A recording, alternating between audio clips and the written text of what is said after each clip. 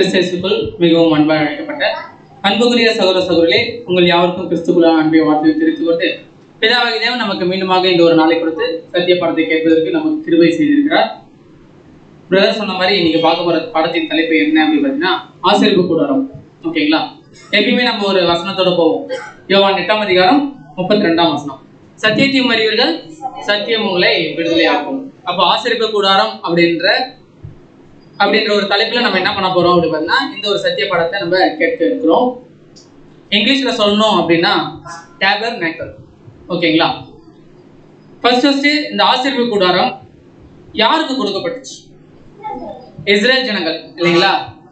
தேவனுக்கு ரொம்ப பிடித்தமான ஒரு ஜனம் யாரு அப்படி பார்த்தீங்கன்னா இந்த உலகத்துல அவருடைய சொந்த ஜனம் யாரு அப்படி பார்த்தீங்கன்னா இஸ்ரேல் ஜனங்கள். இஸ்ரேல் ஜனங்கள் அப்பப்ப என்ன பண்றாங்க அப்படி பார்த்தீங்கன்னா தேவனை மறந்துடுவாங்க. தேவன் அவங்கள அதாவது தேவன் அவங்க மறந்தாலும் தேவன் என்ன பண்றது இல்லை அப்படி பார்த்தீங்கன்னா அவங்கள மறக்கிறது இல்லை.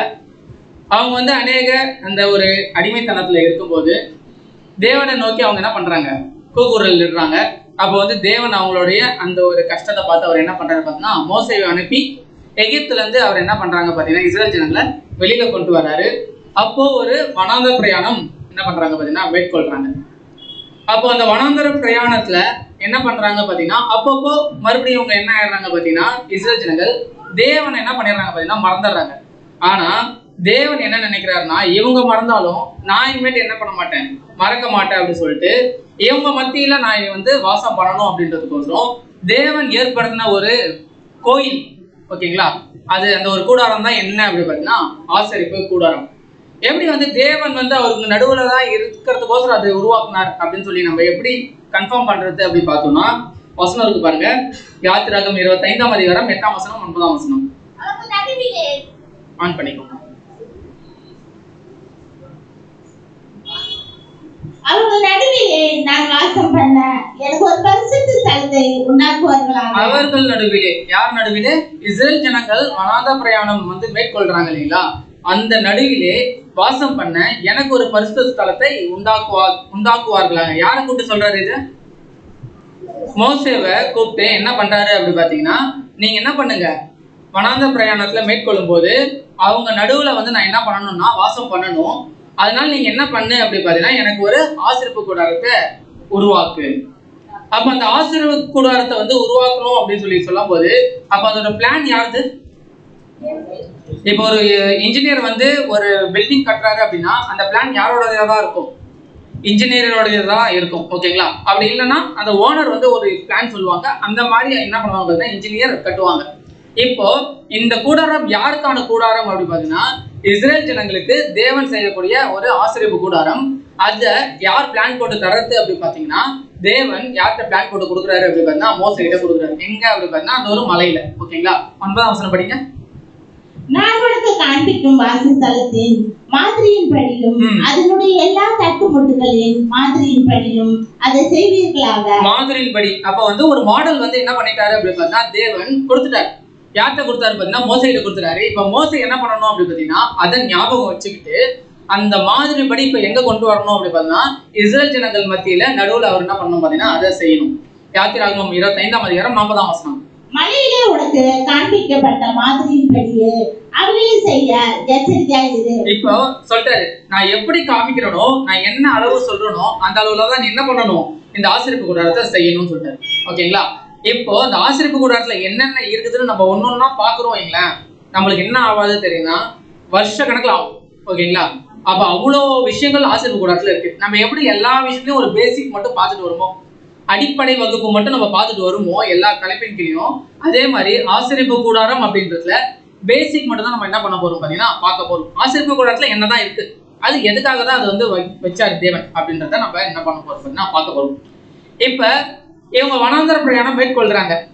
இப்ப அவங்க ஒரு வேளை அதை கட்டிட்டாங்க வைங்களேன், திருப்பி எடுத்து தலையில தூக்கி வச்சுட்டு அவங்களால என்ன பண்ண முடியாது பாத்தீங்கன்னா போக முடியாது. அப்போ என்ன பண்ணணும் அப்படின்னா நம்ம வீட்டுல எல்லாம் இருக்கும் இல்லைங்களா, சேர் என்ன பண்ணுவாங்கன்னா மடக்கி இது பண்ணி சின்னதா இது பண்ணுவாங்க. அந்த ஈச்சர் சேர்லாம் இருக்கு இல்லைங்களா, விரிச்சு போட்டு என்ன பண்றாங்க பாத்தீங்கன்னா உட்காந்து பங்கு படுத்துக்குவாங்க. திருப்பியும் என்ன பண்ணுவாங்க பாத்தீங்கன்னா மடக்கி வச்சு யூஸ் பண்ணிக்குவாங்க, எங்க வேணா எடுத்து போயிருக்கோம். அதே மாதிரி இப்ப ஆசரிப்பு கூடாரமும் இவங்க என்ன பண்ணுவாங்க பாத்தீங்கன்னா போயிட்டே இருப்பாங்க. தேவன் ஒரு இடத்துல நில்லுன்னுவாரு. அந்த இடத்துல என்ன பண்றாங்க பாத்தீங்கன்னா நின்று அந்த இடத்துல நிக்கிற இடத்துல அவங்க என்ன பண்றாங்க அப்படின்னு பாத்தீங்கன்னா ஒரு ஆசீர்வாத கூடாரத்தை கட்டிடுவாங்க. நீங்க திருப்பி போங்க அப்படின்னு சொல்லும் போது என்ன பண்ணுவாங்க பாத்தீங்கன்னா அந்த ஆசீர்வாத கூடாரத்தை திருப்பி எடுத்துக்கிட்டு என்ன பண்ணுவாங்க பாத்தீங்கன்னா போவாங்க. எங்க டெம்போல வச்சுட்டு போவாங்களா? இல்ல, அப்படிலாம் பண்ணவே முடியாது இல்லைங்களா? தோள்பட்டையிலுமே வச்சுட்டு போக முடியாது. அது உடன்படிக்கை பெட்டி மட்டும் தான் தோள்பட்டையில வச்சுட்டு போவாங்க தவிர அந்த ஆசீர்வாத கூடாரத்தை என்ன பண்ணுவாங்கன்னா அக்கா அவங்க என்ன பண்றாங்க பாத்தீங்கன்னா பிரிச்சுடுவாங்க. பிரிச்சு கையில இருந்து போயிடுவாங்க. அப்போ அது ஒரு பொருளா இருக்கும். அது எப்ப அந்த ஆசீர்வாத கூடாரமா அவங்க உருவாக்குறாங்களோ அப்ப என்னவா ஆயிடும் பாத்தீங்கன்னா அது ஒரு பரிசுத்த ஸ்தலமா மாறிடும். ஓகேங்களா? இப்ப அதை எப்படி கட்ட முடியாது அப்படி பாத்தீங்கன்னா கல்லு மண்ணு சிமெண்ட் வச்சு கட்ட முடியாது. ஏன் அப்படின்னா அதை என்ன பண்ண முடியாது. கல்லு மண்ணு சிமெண்ட்டை வச்சு கட்டிட்டாங்க அப்படின்னா அதை இடிச்சுதான் அதுக்கப்புறம் என்ன பண்ண முடியும் பாத்தீங்கன்னா எடுக்க முடியும். அப்ப அது பரிசுத்தமா இருக்காது. ஓகேங்களா? அப்போ அது என்னென்னலாம் யூஸ் பண்ணி அவங்க கட்டினாங்க அப்படின்னு சொல்லி பார்க்கும்போது பொன், கோல்டு, சில்வர், உட்டு, செம்புனா காப்பர் இல்லைங்களா? இந்த ஒயர்லாம் போகுது இல்லைங்களா? காப்பர் ஒயர், காப்பர், அப்புறம் லெதர், அப்புறம் மெல்லிய பஞ்சு நூல், தூப வர்க்கம், திரைச்சீலை, அப்புறம் பாத்தீங்கன்னா ஒட்டு, அதான் அந்த ஆசாரி வேலை பாக்குறாங்கல்ல அது, அப்புறம் பொன் பூச்சி, பிளேட்டிங்லாம் இப்பெல்லாம் சொல்றாங்கல்ல, பிளேட்டிங், கோட்டிங், அந்த மாதிரி பூசறது, அது எல்லாமே சொல்றாங்க இல்லைங்களா? அதெல்லாம் தேவன் எப்பயே என்ன பண்றாரு பாத்தீங்கன்னா கொண்டு வந்தாரு. பொன் பூச்சி, செம்பு பூச்சி, அப்புறம் என்ன பண்றாங்கன்னா கற்கள் பதித்தல், அங்கங்க கல் பதிக்கிறது. ஓகேங்களா? அந்த கல்லு விலை உயர்ந்த கல்லாவும் இருக்கலாம், சாதாரண கல்லாவும் இருக்கலாம். ஓகேங்க. இப்போ இது எல்லாத்தையும் ஒரு இன்ஜினியர் கையில கொடுத்து இதை வச்சு எனக்கு ஒரு வீடு கட்டித்தாங்க அப்படின்னா அந்த இன்ஜினியர் என்ன சொல்லுவாங்க? நம்மளை பார்த்து என்ன சொல்லுவாரு? இதுல எப்படி கட்ட முடியும்? நீங்க என்ன பைத்தியமா? இதை வச்சு நான் எப்படி கட்ட முடியும்? அஸ்திபாரம் போடணும்ல. அஸ்திபாரத்துக்காக என்ன வேணும்? மண்ணு, கல்லு, சிமெண்ட் வேணும் அப்படின்னு சொல்லுவாருங்களா மாட்டாங்களா? கல் இல்லாம கட்ட முடியுமா? இப்ப அப்படியே ஒருவேளை உட்டுல நீங்க கட்டினீங்கன்னாலும் இதை வச்சுட்டு அவங்களால என்ன பண்ண முடியாது பார்த்தீங்கன்னா யூஸ் பண்ணி கட்ட முடியாது.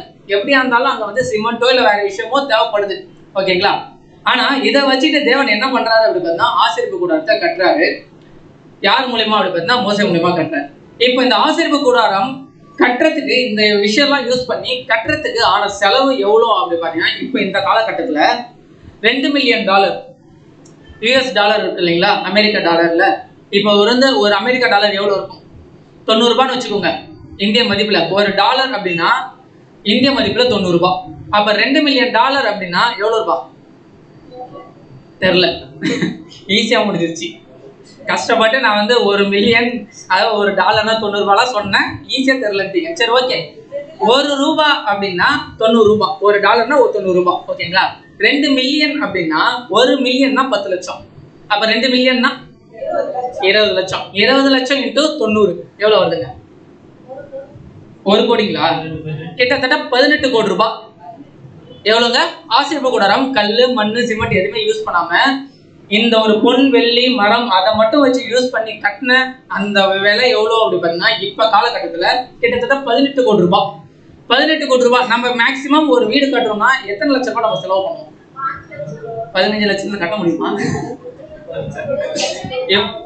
அதான் கொஞ்சம் கட்டிருப்பீங்க. ஆனா இப்ப இருக்க காலகட்டத்துல இப்ப விலைவாசி ஏறினதுக்கு அப்புறம் ஒரு 20 லட்சத்துக்கு இல்லாம என்ன பண்ண முடியாது அப்படின்னா கட்ட முடியாது. 20ல இருந்து ஒரு 30 லட்சம் கண்டிப்பா ஒரு சாதாரண வீடு கட்டணும்னாவே தேவைப்படும். ஓகேங்களா? அப்போ ஆசீர்வாத கூடாரம் அந்த காலத்திலே எத்தனை கோடி ரூபாய் அப்படின்னு பாத்தீங்கன்னா 18 கோடி ரூபாய் அந்த காலகட்டத்தில். அதான் அப்ப கட்டினது இந்த காலகட்டத்தில் பாத்தீங்கன்னா 18 கோடி ரூபாய். அப்ப அது எந்த அளவுக்கு ரொம்ப ஸ்பெஷலா தேவன் என்ன பண்ணிருப்பாரு பாத்தீங்கன்னா கட்ட சொல்லி பாருங்க. ஓகேங்களா? அதுவும் இல்லாம அது எப்படி இருக்கு அப்படி பாத்தீங்கன்னா பரிசுத்த ஸ்தலமா இருக்கு அப்படின்றத நம்ம பாக்குறோம். என்னாகமம் 2ஆம் அதிகாரம் 2ஆம் வசனம். இஸ்ரவேல் புத்திரர் அவரவர் தங்கள் பிதாக்களுடைய வம்சத்தின் விருதாகிய தங்கள் கொடியண்டியிலே தங்கள் கூடாரங்களை இப்ப கூடாரங்களை என்ன பண்றாங்க அப்படி பாத்தீங்கன்னா அங்கங்க கொடிக்கு நட்டு வச்சிருப்பாங்க. மொத்தம் எத்தனை கோத்திரம் இஸ்ரேல்ல? மொத்தம் 12 கோத்திரம். அந்த 12 கோத்திரமும் தனித்தனியா ஒரு கொடி நட்டிருப்பாங்க. அங்கங்க அவங்கவுங்க கூடாரத்தை போட்டுருவாங்க. இப்ப அந்த கூடாரத்தை போட்டுட்டு அந்த நடுவுல இப்ப என்ன பண்ணணும் அப்படி பார்த்தா ஆசீர்வாத கூடாரம் தேவனுக்காக கட்டணும். ஓகேங்களா? ஆசீர்வாத கூடாரத்துக்கு எதிராக சுற்றிலும் எப்படி இருப்பாங்கன்னா பாளையம் இறங்க கடவர்கள் எப்படி இருப்பாங்க அப்படின்னு பாத்தீங்கன்னா இப்படிதான் இருக்கும். ஓகேங்களா? அந்த ரிமோட் அந்த சரி இப்ப எப்படி இருக்கு அப்படி பாத்தீங்கன்னா டேபர்னேக்கல் அந்த ஆசீர்வாத கூடாரம் நடுவுல இருக்கு. அதை சுத்தி இப்ப என்ன பண்றாங்க பாத்தீங்கன்னா ஒரு கோத்திரமா என்ன பண்றாங்க அப்படி பாத்தீங்கன்னா சுத்தி என்ன பண்ணிடுறாங்க பாத்தீங்கன்னா இருக்காங்கன்றத பாக்குறோம்.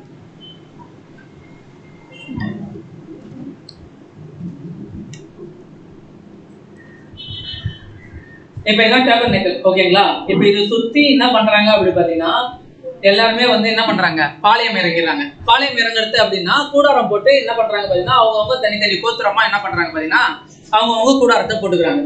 ஓகேங்களா? இப்ப இவங்க என்ன பண்ணக்கூடாது பாத்தீங்கன்னா இவங்க யாருமே எங்க வரக்கூடாது, ஆசிரியப்பு கூடாரத்துக்கு வரக்கூடாது. ஏன் அப்படின்னா ஆசிரியப்பு கூடாரம் என்னவா இருக்கு பாத்தீங்கன்னா பரிசுத்த ஸ்தலமா இருக்கு. ஓகேங்களா? இதான் ஆசிரியப்பு கூடாரம். இப்ப சுத்தி பாத்தீங்கன்னா கிட்டத்தட்ட 11 கோத்திரம் என்ன பண்ணுவாங்க அப்படி பாத்தீங்கன்னா சுத்தி இருப்பாங்க. அவங்கள காட்டிலும் கொஞ்சம் முன்னாடி இப்ப யார் இருப்பாங்க, ஆசிரியப்பு கூடாரத்துக்கு பக்கத்துல யார் இருப்பாங்க பாத்தீங்கன்னா லேவி கோத்திரம் தான் இருப்பாங்க. இப்ப இந்த ஆசிரியப்பு கூடாரத்துக்கும் இந்த சுத்தி இருக்கிற மத்த கோத்திரத்துக்கும் இருக்கிற இடைவெளி எவ்வளவு அப்படி பாத்தீங்கன்னா கிட்டத்தட்ட 2917 அடி. அப்படின்னா எவ்வளோ அப்படி பாத்தீங்கன்னா கிட்டத்தட்ட 1 கிலோமீட்டர். ஓகேங்களா? ஆசிரியப்பு கூடாரத்தை போட்டுட்டு கட்டிட்டு இவங்க என்ன பண்ணணும்னா 1 கிலோமீட்டர் கணக்கு இருக்கும். இப்ப கிட்டத்தட்ட எப்படி இருக்கும், இப்ப நம்ம சந்தைப்பேட்டையில வந்து ஆசிரியப்பு கூடாரம் இருக்கு அப்படின்னா திருக்கோவிலூர்ல எங்க இருக்கும், திருக்கோவிலூர் பஸ் ஸ்டாண்ட்ல என்ன இருக்குங்க, அவங்க வந்து கூடாரம் வந்து பாளையம் இறங்கி இருப்பாங்க. அதை வந்து கூடாரம் போட்டு அவங்க வீடு இருக்கும். ஓகேங்களா? அதுக்கு நடுவுல யார் இருப்பாங்க பாத்தீங்கன்னா லேவி கோத்திரம் தான் இருப்பாங்க. இப்ப இவங்க யாருமே எங்க வரக்கூடாது பாத்தீங்கன்னா ஆசிரியப்பு கூடாரத்துக்குள்ளார வரக்கூடாது. ஒரே ஒரு கோத்திரத்துக்கு மட்டும்தான் அதுல வந்து என்ன இருக்கு பாத்தீங்கன்னா பர்மிஷன் இருக்கு. யாரு அப்படி பார்த்தா லேவி கோத்திரம் தான். ஓகேங்களா? இப்ப ஆசிரியப்பு கூடாரத்துல வெளியில வந்து என்ன இருக்கும் அப்படி பாத்தீங்கன்னா ஃபர்ஸ்ட் வந்து பிரகாரத்தின் தூண். ஓகேங்களா? தூண், இதான் தூண். ஆசிரியப்பு கூடாரத்தை சுத்தி இந்த மாதிரி ஒரு ஸ்கிரீன் வந்து போட்டிருப்பாங்க. அந்த ஸ்கிரீனோட அடி என்ன அப்படி பாத்தீங்கன்னா கிட்டத்தட்ட 7 அடி. ஓகேங்களா? 7 அடி ஸ்கிரீன் போட்டாங்கன்னா அப்படி என்னதான் இருக்கு அப்படி உள்ளார அப்படின்றத யாரால பார்க்க முடியாது பாத்தீங்கன்னா வெளியில இருக்கிறவங்களால பார்க்க முடியாது. ஏன் அப்படின்னா மேக்சிமம் மனுஷங்களோட ஹைட் எவ்வளவுங்க, ஒரு 5 அடியில இருந்து 6 அடி வரைக்கும் இருப்பாங்கன்னு வச்சுக்கோங்க. அதோட உயரம் மட்டும் எவ்வளவு அப்படி பாத்தீங்கன்னா 7 அடி. இதோட ஸ்பெஷலே என்ன அப்படின்னா உள்ளார என்ன நடக்குதுன்றத யாராலும் என்ன பண்ண முடியாது, வெளியில இருந்து பார்க்க முடியாது. உள்ளார போனா மட்டும் தான் பார்க்க முடியுமே தவிர வெளியில இருந்து என்ன பண்ண முடியாது பாத்தீங்கன்னா பார்க்க முடியாது. இப்ப இப்படிதான் இருக்கும். சுத்தி என்ன பண்ணிருக்கு பாத்தீங்கன்னா இந்த பிரகாரத்தின் தூண் 7 அடிக்கு என்ன பண்ணப்பட்டிருக்கு, போடப்பட்டிருக்கு. ஓகேங்களா? இந்த ஆசிரியப்பு கூடாரம் இருக்கு இல்லைங்களா, இதை சுத்தி இருக்கிற ஏரியாவுக்கு பேர் என்னது, பாளையம். ஓகேங்களா? இதை சுத்தி இருக்கிற பேருக்கு என்ன அப்படி பார்த்தா பாளையம். ஓகேங்களா? இப்ப இந்த பாளையம் தாண்டி உள்ளார வரும் அப்படின்னா இந்த ஸ்கிரீனுக்கு உள்ளார வந்ததுக்கு அப்புறம் இந்த வழி இருக்கு இல்லைங்களா, இந்த வழியா தான் உள்ளார போகணும். இது உள்ளார போனோம்னா இது பேர் இருக்கு இல்லைங்களா, இந்த இடம், இந்த ஃப்ரண்ட், அந்த ஃப்ரண்ட்டுக்கு பேர் என்ன அப்படி பார்த்தீங்கன்னா பிரகாரம். ஓகேங்களா? பிரகாரத்துக்குள்ளார மொத்தம் 2 விஷயம் இருக்கு. என்னென்ன இருக்கு அப்படி பார்த்தீங்கன்னா பலிபீடம், தண்ணீர் தொட்டி. எல்லாத்தையும் ஞாபகம் வச்சுக்கோங்க. எல்லாமே நான் திருப்பி கேள்வி கேட்பேன். ஓகேங்களா?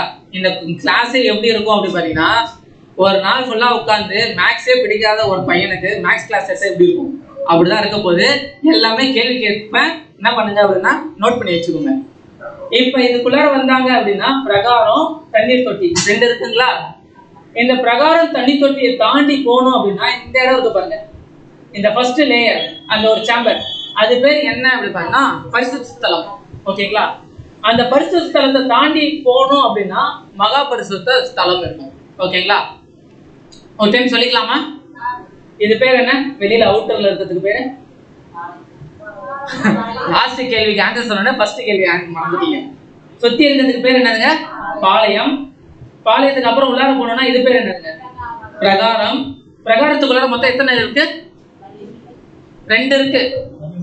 நல்ல சவுண்டா சொல்லுங்க, சொன்னீங்கன்னா இது ஃபர்ஸ்ட் வந்து என்ன இருக்குன்னா 2 இருக்கு. நான் கேட்கிற கேள்விக்கு மட்டும் அடுத்தடுத்து அப்படியே ஆன்சர் சொல்லிட்டே வாங்க. அது என்ன, ஒரு ஃபர்ஸ்ட் ஒன்னு என்ன அப்படின்னா பலிபீடம், அதுக்கப்புறம் தண்ணீர் தொட்டி. இத பிரகாரத்தை தாண்டி உள்ளார போகணும் அப்படின்னா என்ன இருக்குங்க, ஆசிரியப்பு கூடாரமா. ஆசிரியப்பு கூடாரத்துக்குள்ளார வந்துட்டோம். என் பேர் என்ன, ஃபர்ஸ்ட் இருக்க சாம்பர் பேரு பரிசுத்த ஸ்தலம். ஓகேங்களா? அடுத்தது இன்னொன்னு இருக்கு, அதுதான் என்ன அப்படின்னா மகா பரிசுத்த ஸ்தலம். ஓகேங்களா? இப்ப பரிசுத்த ஸ்தலத்துக்குள்ளார 3 விஷயம் இருக்கு. அது என்னென்ன அப்படி பாத்தீங்கன்னா ஒண்ணு இது என்னது பாத்தீங்கன்னா சமூகத்து அப்பம், மேஜை சமூகத்து அப்பம். ஓகேங்களா? ஒரு மேஜை இருக்கும், அதுல வந்து பாத்தீங்கன்னா அப்பம் இருக்கும். அப்பம் என்னவா அடிக்கப்பட்டிருக்கும் பாத்தீங்கன்னா 6 6 என்ன பண்ணப்பட்டிருக்கும் பாத்தீங்கன்னா அடுக்கப்பட்டிருக்கும். எப்படி அடுக்கப்பட்டிருக்கும், 6 6. ஏன் 6 6 அடுக்கப்பட்டிருக்கு, 12 கோத்திரம்ன்றதுனால 6 6 அடுக்கப்பட்டிருக்கு. 12 கூட அடுக்கி இருக்கலாம்ல. சரி, எது ஞாபகம் இல்லையா, 6 6. சரி, ஓகே. 6 6 என்ன பண்ணப்பட்டிருக்கு பாத்தீங்கன்னா அப்பம் அடுக்கப்பட்டிருக்கு. அடுத்தது இன்னொன்னு என்ன இருக்கு அப்படின்னு பாத்தீங்கன்னா குத்து விளக்கு. அடுத்தது பாத்தீங்கன்னா தூபபீடம். தூபபீடம்னா அந்த சாம்பிராணி எல்லாம் போடுவாங்கன்னு சொல்லுவாங்க இல்லைங்களா, அந்த சுகந்த வாசனை அந்த வர்க்கம் அது எல்லாமே போட்டு என்ன பண்ணுவாங்க பாத்தீங்கன்னா தூபம் காட்டுவாங்க, அது தூபபீடம். இது எதுக்குள்ளார இருக்கு? பரிசுத்த ஸ்தலத்துக்குள்ளார இருக்கு. பிரகாரத்துக்குள்ளார எத்தனை இருந்துச்சு? 2 இருந்துச்சு. என்னென்ன? அப்பமா பசிக்குதா? பலிபீடம், தண்ணீர் தொட்டி. ஓகேங்களா. அடுத்தது உள்ளார வந்தீங்க அப்படின்னா மொத்தம் 3 இருக்கு. என்ன இருக்குங்க பரிசுத்த ஸ்தலத்துக்குள்ளார? சமூகத்து மேஜை, அதுல வந்து சமூகத்து அப்பம், மேஜை, குத்து விளக்கு, பலிபீடம். ஓகேங்களா. மொத்தம் வந்து 3 விஷயம் இருக்கு. அதை தாண்டி உள்ளார போனீங்க அப்படின்னா என்ன இருக்குங்க? மகா பரிசுத்த ஸ்தலம். மகா பரிசுத்த ஸ்தலத்துல ஒண்ணு இருக்கு. அது என்ன அப்படின்னு பாத்தீங்கன்னா உடன்படிக்கை பெட்டி. இந்த உடன்படிக்கை பெட்டியை தான் என்ன பண்ணுவாங்க பாத்தீங்கன்னா தோல்ல சுமந்துட்டு வருவாங்க. ஓகேங்களா. அந்த உடன்படிக்கை பெட்டிக்குள்ளார ஒரு 3 விஷயம் இருக்கு. அது என்னென்ன அப்படின்னு பாத்தீங்கன்னா கற்பலகை, ஆரோனின் துளிர்த்த கோல், அடுத்தது வந்து மண்ணா வைக்கப்பட்ட பொற்பாத்திரம். மொத்தம் 3 விஷயம் எது உள்ளார இருக்கு? உடன்படிக்கை பெட்டிக்குள்ளார, மகா பரிசுத்த ஸ்தலத்துக்குள்ளார உடன்படிக்கை பெட்டி இருக்கு. அந்த உடன்படிக்கை பெட்டிக்குள்ளார கற்பலகை, ஆரோனின் துளிர்த்த கோல், மண்ணா வைக்கப்பட்ட பொற்பாத்திரம். ஓகேங்களா. இப்ப அந்த உடன்படிக்கை பெட்டி மேல இந்த ரெக்க மாதிரி இருக்கு இல்லைங்களா, இது பேர் என்ன சொல்லுவாங்க அப்படி பார்த்தீங்கன்னா கேருபீன்கள். 2 கேருபீன்கள் இருப்பாங்க. அதுக்கு நடுவுல ஒரு ஒளி வரும். அந்த ஒளி எங்க இருந்து வருதுன்னே தெரியாது. பரிசுத்த ஸ்தலத்துல ஒரு ஒளி வரும். அது எதுல இருந்து வரும்? குத்து விளக்குல இருந்து வரும். குத்து விளக்கு இருக்குங்களா பரிசுத்த ஸ்தலத்துல, அங்க இருந்து வரும். ஆனா மகா பரிசுத்த ஸ்தலத்துல எதுவுமே இல்ல. ஆனா அதுக்குள்ளார இந்த நடுவுல என்ன வருது அப்படி பார்த்தா ஒளி ஒண்ணு வருது. அந்த ஒளி எங்க இருந்தே வருதுன்னு தெரியாது. ஓகேங்களா. அது என்னன்றத நம்ம பார்ப்போம். ஏன் வந்து இந்த ஒளி எங்கிருந்து வருதே தெரியல அப்படின்னு பாத்தீங்கன்னா இங்க வந்து எந்த ஒரு ஜன்னலும் இல்லை. ஏன் அப்படின்னா அந்த பரிசுத்த ஸ்தலம், மகா பரிசுத்த ஸ்தலத்தை என்ன பண்ணிப்பட்டிருக்கும் பாத்தீங்கன்னா 4 லேயரா மூடப்பட்டிருக்கும். மூடுதிரை வச்சு மூடிருப்பாங்க. ஒண்ணு தகசு தோல், இன்னொன்னு சிவப்பு தீர்த்த ஆட்டுக்கடாவின் தோல், இன்னொன்னு ஆட்டு மயிர், இன்னொன்னு மெல்லிய பஞ்சு. ஓகேங்களா. எத்தனை நிறைய இருக்குங்களா? ஃபர்ஸ்ட் கேள்வி. சரி, ஓகே. நாங்களாம் 5ஆம் கிளாஸ்லேயே வந்து 3வது வாய்ப்பாடே சொன்னது இல்லை. இதுல வந்து எத்தனை சொல்றீங்க அப்படின்ட்டு. சரி, இது வந்து நம்மளுக்கு ஞாபகத்துக்கு தேவையில்லை. ஓகேங்களா, இதை விட்டுருங்க. ஆனா வந்து முன்னாடி நம்ம சொல்ல பார்த்தோம் இல்லைங்களா, அது மட்டும் ஒரு தடவை வந்து என்ன பண்ணிக்கலாம் அப்படின்னா ரீகால் பண்ணிக்கலாம். அப்படியே பார்க்காம சொல்லுங்க. ஃபர்ஸ்ட் அவங்க எங்கேருந்து வரணும்? ஒருத்தவங்க வரணும் அப்படின்னா எங்கேருந்து வரணும்? பாளையத்துல இருந்து வரணும். ஓகேங்களா. பாளையத்துல இருந்து இப்ப எங்க வரணும்? ஆசரிப்பு கூடாரத்துக்கு எங்க வரணும்? அது பேர் என்னதுங்க? பிரகாரம். பிரகாரத்துக்குள்ளார வரணும். பிரகாரத்துக்குள்ளார வந்தாங்க அப்படின்னா அங்க ஒரு 2 விஷயம் இருக்கும். என்னென்னதுங்க? தண்ணீர் தொட்டி, பலிபீடம். ஓகேங்களா. அந்த 2த்தையும் முடிச்சதுக்கு அப்புறம் அதுக்கப்புறம் எங்க போவாங்க? பரிசுத்த ஸ்தலத்துக்குள்ளார போவாங்க. பரிசுத்த ஸ்தலத்துக்குள்ளார போனாங்க அப்படின்னா அங்க 3 விஷயம் இருக்கும். என்னென்னதுங்க? ஒரு மேஜையில அப்பம் அடுக்கப்பட்டிருக்கும். அது எப்படி அடுக்கப்பட்டிருக்கும்? 6 6 அடுக்கப்பட்டிருக்கும். அடுத்தது குத்து விளக்கு, பொன் குத்து விளக்கு இருக்கும். அடுத்தது தூபபீடம். ஓகேங்களா. இது எதுல இருக்கும்? பரிசுத்த ஸ்தலத்துக்குள்ளார இருக்கும். இப்ப பரிசுத்த ஸ்தலம் ஃபுல்லா வந்து வெளிச்சமா இருக்கும். எதனால வெளிச்சமா இருக்கும்? ஏன் அப்படின்னா அந்த குத்து விளக்கு இருக்கு. ஓகேங்களா. அதுக்கப்புறம் அதை தாண்டி எங்க போகணும் அப்படின்னு பார்த்தா மகா பரிசுத்த ஸ்தலத்துக்குள்ளார போகணும். இப்ப மகா பரிசுத்த ஸ்தலத்துக்குள்ளார போகணும் அப்படின்னா அங்க என்ன இருக்குங்க? உடன்படிக்கை பெட்டி இருக்கும். அதுதான் வந்து இஸ்ரேல் ஜனங்கள் என்ன பண்ணுவாங்க அப்படின்னா தோல்ல சுமந்துட்டு வருவாங்க. அந்த உடன்படிக்கை பெட்டிக்குள்ளார என்ன இருக்கும் அப்படி பார்த்தா 3 விஷயம் இருக்கும். என்னென்னதுங்க? கற்பலகைகள், அடுத்தது மண்ணா வைக்கப்பட்ட பொற்பாத்திரம், ஆரோனின் துளித்த கோல். ஆரோனின் துளித்த கோலுக்கு ஒரு கதை இருக்கு. அது என்னன்றது டைம் இருந்துச்சுன்னா நம்ம என்ன பண்ணலாம் பாத்தீங்கன்னா அதையும் பார்க்கலாம். ஓகேங்களா. இது 3 விஷயம் இருக்கும். இப்ப மேல என்ன இருக்கும் அப்படி பார்த்தா கேருபீன்கள் இருக்கும் 2 இல்லைங்களா. அதுக்கு நடுவுல இப்ப என்ன வரும் அப்படி பார்த்தா ஒரு ஒளி வரும். அந்த ஒளி எங்க இருந்து வருதுன்னு தெரியாது. ஓகேங்களா. ஆனா அங்க இருந்து என்ன பண்ணுவோம்னா ஒரு ஒளி வரும். இவ்வளவுதான் விஷயம். ஓகேங்களா. இப்ப இது எல்லாத்தையுமே வந்து எப்படி செய்யப்பட்டிருக்கு பாத்தீங்கன்னா முன்னாடி நம்ம பார்த்தோம் இல்லைங்களா, பொன், வெள்ளி, மரம், செம்பு, தோல் எல்லாமே வந்து என்ன பண்ணப்பட்டிருக்கலாம். இது எல்லாத்தையும் யூஸ் பண்ணி என்ன பண்ணப்பட்டிருக்கு பாத்தீங்கன்னா செய்யப்பட்டிருக்கு. சரி, இதை செய்யறதுக்கு யார் யார் யூஸ் ஆயிருப்பாங்க? இஸ்ரேல் ஜனங்கள் எல்லாருமே வா. எந்த வேலை செய்ய தெரிஞ்சவங்க இதை வந்து கட்டியிருப்பாங்க? ஆசாரியர்கள். அப்புறம் மர வேலைப்பாடு செய்ய தெரிஞ்சவங்க செஞ்சுட்டு இருக்கலாம். அப்புறம் வந்து பாத்தீங்கன்னா அந்த கோட்டிங் போட தெரிஞ்சவங்க செஞ்சுருக்கலாம். அப்புறம் பிளம்பிங் யாரா இருந்தாங்கன்னா செஞ்சுருக்கலாம். அப்புறம் வந்து டெய்லர் யார் இருக்காங்களோ செஞ்சுருக்கலாம். அப்படிங்களா? பெண்கள் செஞ்சுருப்பாங்க. ஓகேங்களா? இங்க பைபிள்ல இருக்கா இவங்கெல்லாம் செஞ்சாங்கன்னு? ஆனா தேவனுடைய மிகப்பெரிய ஒரு விஷயம், அதாவது அவருடைய பவர் என்ன அப்படின்னா, இதை செய்யறதுக்கு மொத்தம் 2 பேர் தான் யூஸ் பண்ணாங்க. இந்த ஆசீர்வாத கூடாரத்தை செய்யறதுக்கு மொத்தம் எத்தனை பேர் யூஸ் பண்ணாங்க? 2 பேர் தான். அதுதான் தேவனுடைய வல்லமை. ஓகேங்களா? நம்ம வந்து இந்த 2 பேர் யாரு அப்படி பாத்தீங்கன்னா, பேரே கொஞ்சம் வந்து ஞாபகம் வச்சது கஷ்டமா தான் இருக்கும். ஓகேங்களா? யாத்திராகமம் 31 அதிகாரம் 2ஆம் வசனம் 6ஆம் வசனம். நான் யூதாவின் கோத்திரத்தில் ஊருடைய மகனான ஊரியின் குமாரன் பெத்லெகேமை சொல்லி அழைத்து, மேலும் ஃபர்ஸ்ட் ஒருத்தர் யாரு அப்படி பார்த்தீங்கன்னா, மெயினான ஒரு ஆள் யாரு அப்படின்னா பெத்லெகேம். ஓகேங்களா? இன்னொரு யாரு அப்படி பார்த்தீங்கன்னா, அவரோட அசிஸ்டன்ட் யாரு அப்படி பார்த்தீங்கன்னா அகோலியா. இவங்களுக்கு எந்த வேலை தெரியும் அப்படி பார்த்தீங்கன்னா, ஆசாரி வேலை தெரியும். ஆவா, ஒரு டெய்லரா இருப்பாங்களோ, மர வேலை செய்யறவங்களா இருப்பாங்க. ஆக்சுவலா இவங்களுக்கு எந்த வேலையுமே தெரியாது. இவங்களுக்கு தெரிஞ்ச ஒரே ஒரு வேலை என்ன தெரியுங்களா? நல்லா ஆடு மேய்ப்பாங்க. இஸ்ரேல் ஜனங்களுக்கு முறித்தான வேலை எது அப்படி பார்த்தா ஆடு மேய்க்கிற வேலை நல்லா தெரியும், விவசாயம் நல்லா தெரியும். இப்ப ஆடு மேய்க்கிறவங்களை கூப்பிட்டு வந்து தேவன் என்ன பண்றாரு? இந்த ஆசரிப்பு கூடாரத்தை கட்ட சொல்றாரு. எப்படி கட்ட சொல்றாரு? எப்படி அப்படின்னா, இதை வந்து எதுல பார்த்துருப்போம்? திருத்துவம் சப்ஜெக்ட்ல பார்த்துருப்போம். இவங்க 2 பேரு தேவன் கொடுத்த அந்த பரிசுத்த ஆவியினால, அந்த ஒரு வல்லமையினால இவங்க என்ன பண்றாங்க அப்படி பார்த்தா, இவங்களுக்கு தெரியாத வேலையை என்ன பண்றாங்க? இவங்க செய்யறாங்க.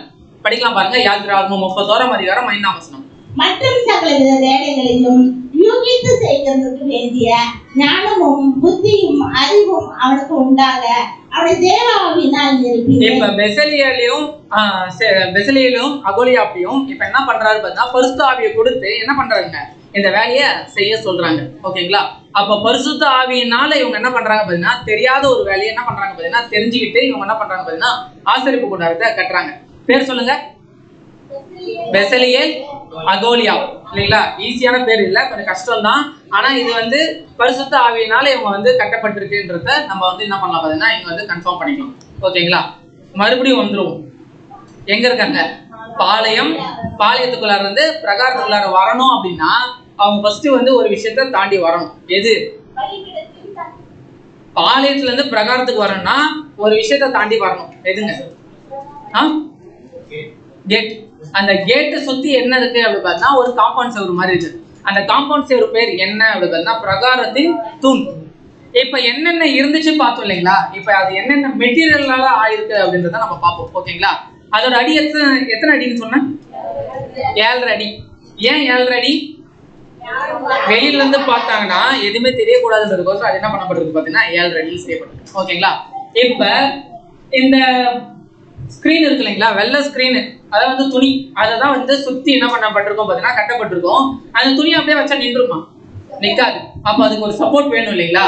அந்த சப்போர்ட் தான் என்ன அப்படி பார்த்தீங்கன்னா இந்த தூண். ஓகேங்களா? இந்த தூண் வந்து எதால செய்யப்பட்டிருக்கு அப்படி பார்த்தீங்கன்னா சித்திம் மரம். என்ன மரங்க? சித்திம் மரம். ஏன் சித்திம் மரம் அப்படின்னு பார்த்தீங்கன்னா, ஏன் அப்படின்னா அது வந்து ரொம்ப வெயிட்லெஸ். ஓகேங்களா? இப்ப இந்த சித்திம் மரத்தை என்ன பண்ணப்பட்டிருக்கும் பார்த்தீங்கன்னா, இந்த பூமியில வந்து என்ன பண்ணப்பட்டிருக்கும் பார்த்தீங்கன்னா உள்ளார வந்து நடப்பட்டிருக்கும். இப்ப அந்த நடப்பட்ட அந்த சித்தி மரம் அரிச்சு போயிடக்கூடாது அப்படின்றதுக்கோசரம் தேவன் என்ன அங்க யூஸ் பண்ண சொல்லியிருக்காரு அப்படின்னு பார்த்தா செம்பு பாதம். ஓகேங்களா? இந்த சித்தி மரத்தை பூமியில வந்து நடப்பட்டிருக்கும். அந்த நடப்பட்ட சித்தி மரம் அரிச்சு போயிடக்கூடாதுன்றதுக்கோசரம் செம்பு பாதத்தை யூஸ் பண்ணி என்ன பண்ணப்பட்டிருக்கும் பார்த்தீங்கன்னா நடப்பட்டிருக்கும். இப்ப இந்த சித்தி மரத்தோட அந்த தூணையும் அந்த ஒரு ஸ்கிரீனையும் வச்சு அப்படி நின்றுமா அப்படி பார்த்தா நிற்காது. இப்ப இது ரெண்டுத்தையும் சேர்க்கறதுக்கு ஒரு விஷயம் வேணும். அதுதான் என்ன அப்படி பார்த்தீங்கன்னா, இது ரெண்டுத்தையும் எது சேர்க்குது அப்படி பார்த்தீங்கன்னா வெள்ளி கொக்கி. ஃபர்ஸ்ட் வந்து பார்த்தீங்கன்னா செத்தி மரத்தால ஆன அந்த வுட்டு. ஓகேங்களா? அதுக்கு வந்து என்ன ஒன்று கொடுக்கப்பட்டிருக்கு அரிக்காம இருக்கிறதுக்கு அப்படி பார்த்தீங்கன்னா செம்பு பாதம் கொடுக்கப்பட்டிருக்கு. ஓகேங்களா? இந்த வுட்டும் இந்த ஸ்கிரீனும் நிற்கணும் அப்படின்னா அதுக்கு வந்து என்ன யூஸ் பண்ணப்பட்டிருக்கு அப்படி பார்த்தீங்கன்னா வெள்ளி கொக்கி யூஸ் பண்ணப்பட்டிருக்கு. இது என்ன அப்படி பார்த்தீங்கன்னா பிரகாரத்தின் தூண் அமைக்கிறதுக்கான அந்த மெட்டீரியல் யூஸ் பண்ணப்பட்டிருக்கு. இப்ப பிரகாரத்தை உள்ளார வந்தோம் அப்படின்னா என்ன இருக்கும்? அங்க பிரகாரத்துக்குள்ளார வந்தா என்ன இருக்கும்? பலிபீடம் இருக்கும். ஓகேங்களா? இப்ப அந்த பலிபீடம் எதனால ஆனது அப்படி பார்த்தீங்கன்னா சேம் சித்தி மரம். ஏன் அப்படின்னா அது என்னதுங்க, வெயிட்லெஸ். அதனால வந்து சித்தி மரம். ஆனா அதுக்கு வந்து ஒரு கோட்டிங் கொடுத்துருக்காங்க. ஏன்னா மரம் மட்டும் கொடுத்தா அது எரிஞ்சா என்ன ஆயிடும், அதுவும் சேர்த்து எரிஞ்சிடும் இல்லைங்களா. இப்ப அதுக்கு வந்து ஒரு கோட்டிங் கொடுக்கப்பட்டிருக்கு. அந்த கோட்டிங் என்ன அப்படி பார்த்தா செம்பு பூச்சி, காப்பர் பிளேட்டிங். ஓகேங்களா, காப்பர் பிளேட்டிங் கொடுக்கப்பட்டிருக்கு. பலிபீடத்துக்கு அப்புறம் என்ன இருக்குங்க, அதுக்கப்புறம் வந்து பாத்தீங்கன்னா தண்ணீர் தொட்டி. தண்ணீர் தொட்டிகள் வந்து என்ன இருக்கு அப்படி பார்த்தா தண்ணீர் ஊற்றி வச்சிருப்பாங்க. ஓகேங்களா, அது என்ன ஒரு மெட்டீரியல் ஆணுச்சு அப்படி பார்த்தா பளபளப்பாக்கப்பட்ட செம்பு. எப்படி இருக்கு, பளபளப்பாக்கப்பட்ட செம்பு. நல்லா தொடச்சி தொடச்சி தொடச்சி பளபளன்னு ஆகி அங்க போய் நம்ம முன்னாடி போய் நின்றோம் அப்படின்னா நம்ம வரும் அப்படின்னா என்ன ஆகும் பார்த்தீங்கன்னா ரெஃப்ளெக்ட் ஆகும், பிரதிபலிக்கும். அந்த அளவுக்கு என்ன பண்ணப்பட்டிருக்கு பார்த்தீங்கன்னா நல்லா பளபளன்னு என்ன பண்ணிருக்காங்க, தேய்ச்சி தேய்ச்சி அந்த தண்ணீர் தொட்டியை உருவாக்கியிருக்காங்க. ஓகேங்களா, இது எங்க இருக்கு, இது எங்க இருக்கு, பிரகாரத்துக்குள்ளார இருக்கு. இப்ப பிரகாரத்துக்கு தாண்டி எங்க போகணும், பரிசுத்த ஸ்தலத்துக்குள்ளார போகணும். ஓகேங்களா, இப்படின்னா எனக்கு தெரியாது என்னதுங்க பரிசுத்த ஸ்தலம். ஓகேங்களா, பரிசுத்த ஸ்தலத்துக்குள்ளார போகணும். இப்ப பரிசுத்த ஸ்தலத்துக்குள்ளார போகணும் அப்படின்னா ஃபர்ஸ்ட் என்ன வைக்கப்பட்டிருக்கும், பிரெட் இருக்கு, ஃபர்ஸ்ட் மேஜை. ஓகேங்களா, அந்த மேஜை எதனால ஆரணப்பட்டுச்சு அப்படி பார்த்தீங்கன்னா சித்தி மரம். சேம் சித்தி மரம் தான், ஆனா அதோட கோட்டிங் என்ன அப்படி பார்த்தீங்கன்னா பொன் பூச்சி. ஓகேங்களா, சேம் சித்தி மரம், பட் அது என்ன ஒரு கோட்டிங் அப்படி பார்த்தீங்கன்னா பொன் பூச்சி. பிரகாரத்துக்குள்ள இருக்கும்போது என்ன கோட்டிங், செம்பு, காப்பர் கோட்டிங். ஓகேங்களா, ஆனா உள்ளார போக போக மகிமே என்ன ஆகுது பார்த்தீங்கன்னா எக்ஸ்ட்ரா ஆட் ஆகிட்டே இருக்கு. பரிசுத்த ஸ்தலத்துக்குள்ள இருக்கிற பொருள் எதனால ஆக்கப்பட்டுச்சு அப்படி பார்த்தா பொன் பூச்சி. அடுத்தது அது மேல வச்சிருக்க அப்பம். அப்பம் எதனால ஆக்கப்பட்டது, மாவு. நல்ல சித்தி மரம் சொல்றீங்கன்னு நினைச்சேன். அது மாவால் ஆக்கப்பட்ட அந்த வந்து அப்பம். அது எப்படி அடுக்கப்பட்டிருக்கு அப்படி பார்த்தீங்கன்னா 6 6 அடுக்கப்பட்டிருக்கு. இப்ப வரைக்கும் 6 6 ஞாபகம் வரலைங்களா, 12 கோத்திரம். சரி, ஓகே, சரி. அடுத்தது என்ன அப்படி பாத்தீங்கன்னா அடுத்தது என்னதுங்க, குத்து விளக்கு. 7 குத்து விளக்கு. அது எதால ஆகப்பட்டது, அது கோல்டு. ஓகேங்களா, அடுத்தது என்ன அப்படி பாத்தீங்கன்னா தூபபீடம். தூபபீடமும் சேம் எந்த ஒரு வுட் தான் அப்படி பாத்தீங்கன்னா சித்தி மரம் தான். இதுவும் கோட்டிங் என்ன அப்படி பாத்தீங்கன்னா கோல்டு கோட்டிங். ஓகேங்களா, இப்ப பிரகாரத்துக்குள்ளார இருந்து எங்க வந்திருக்கும், பிரகாரத்துல இருந்து எங்க வந்திருக்கும்,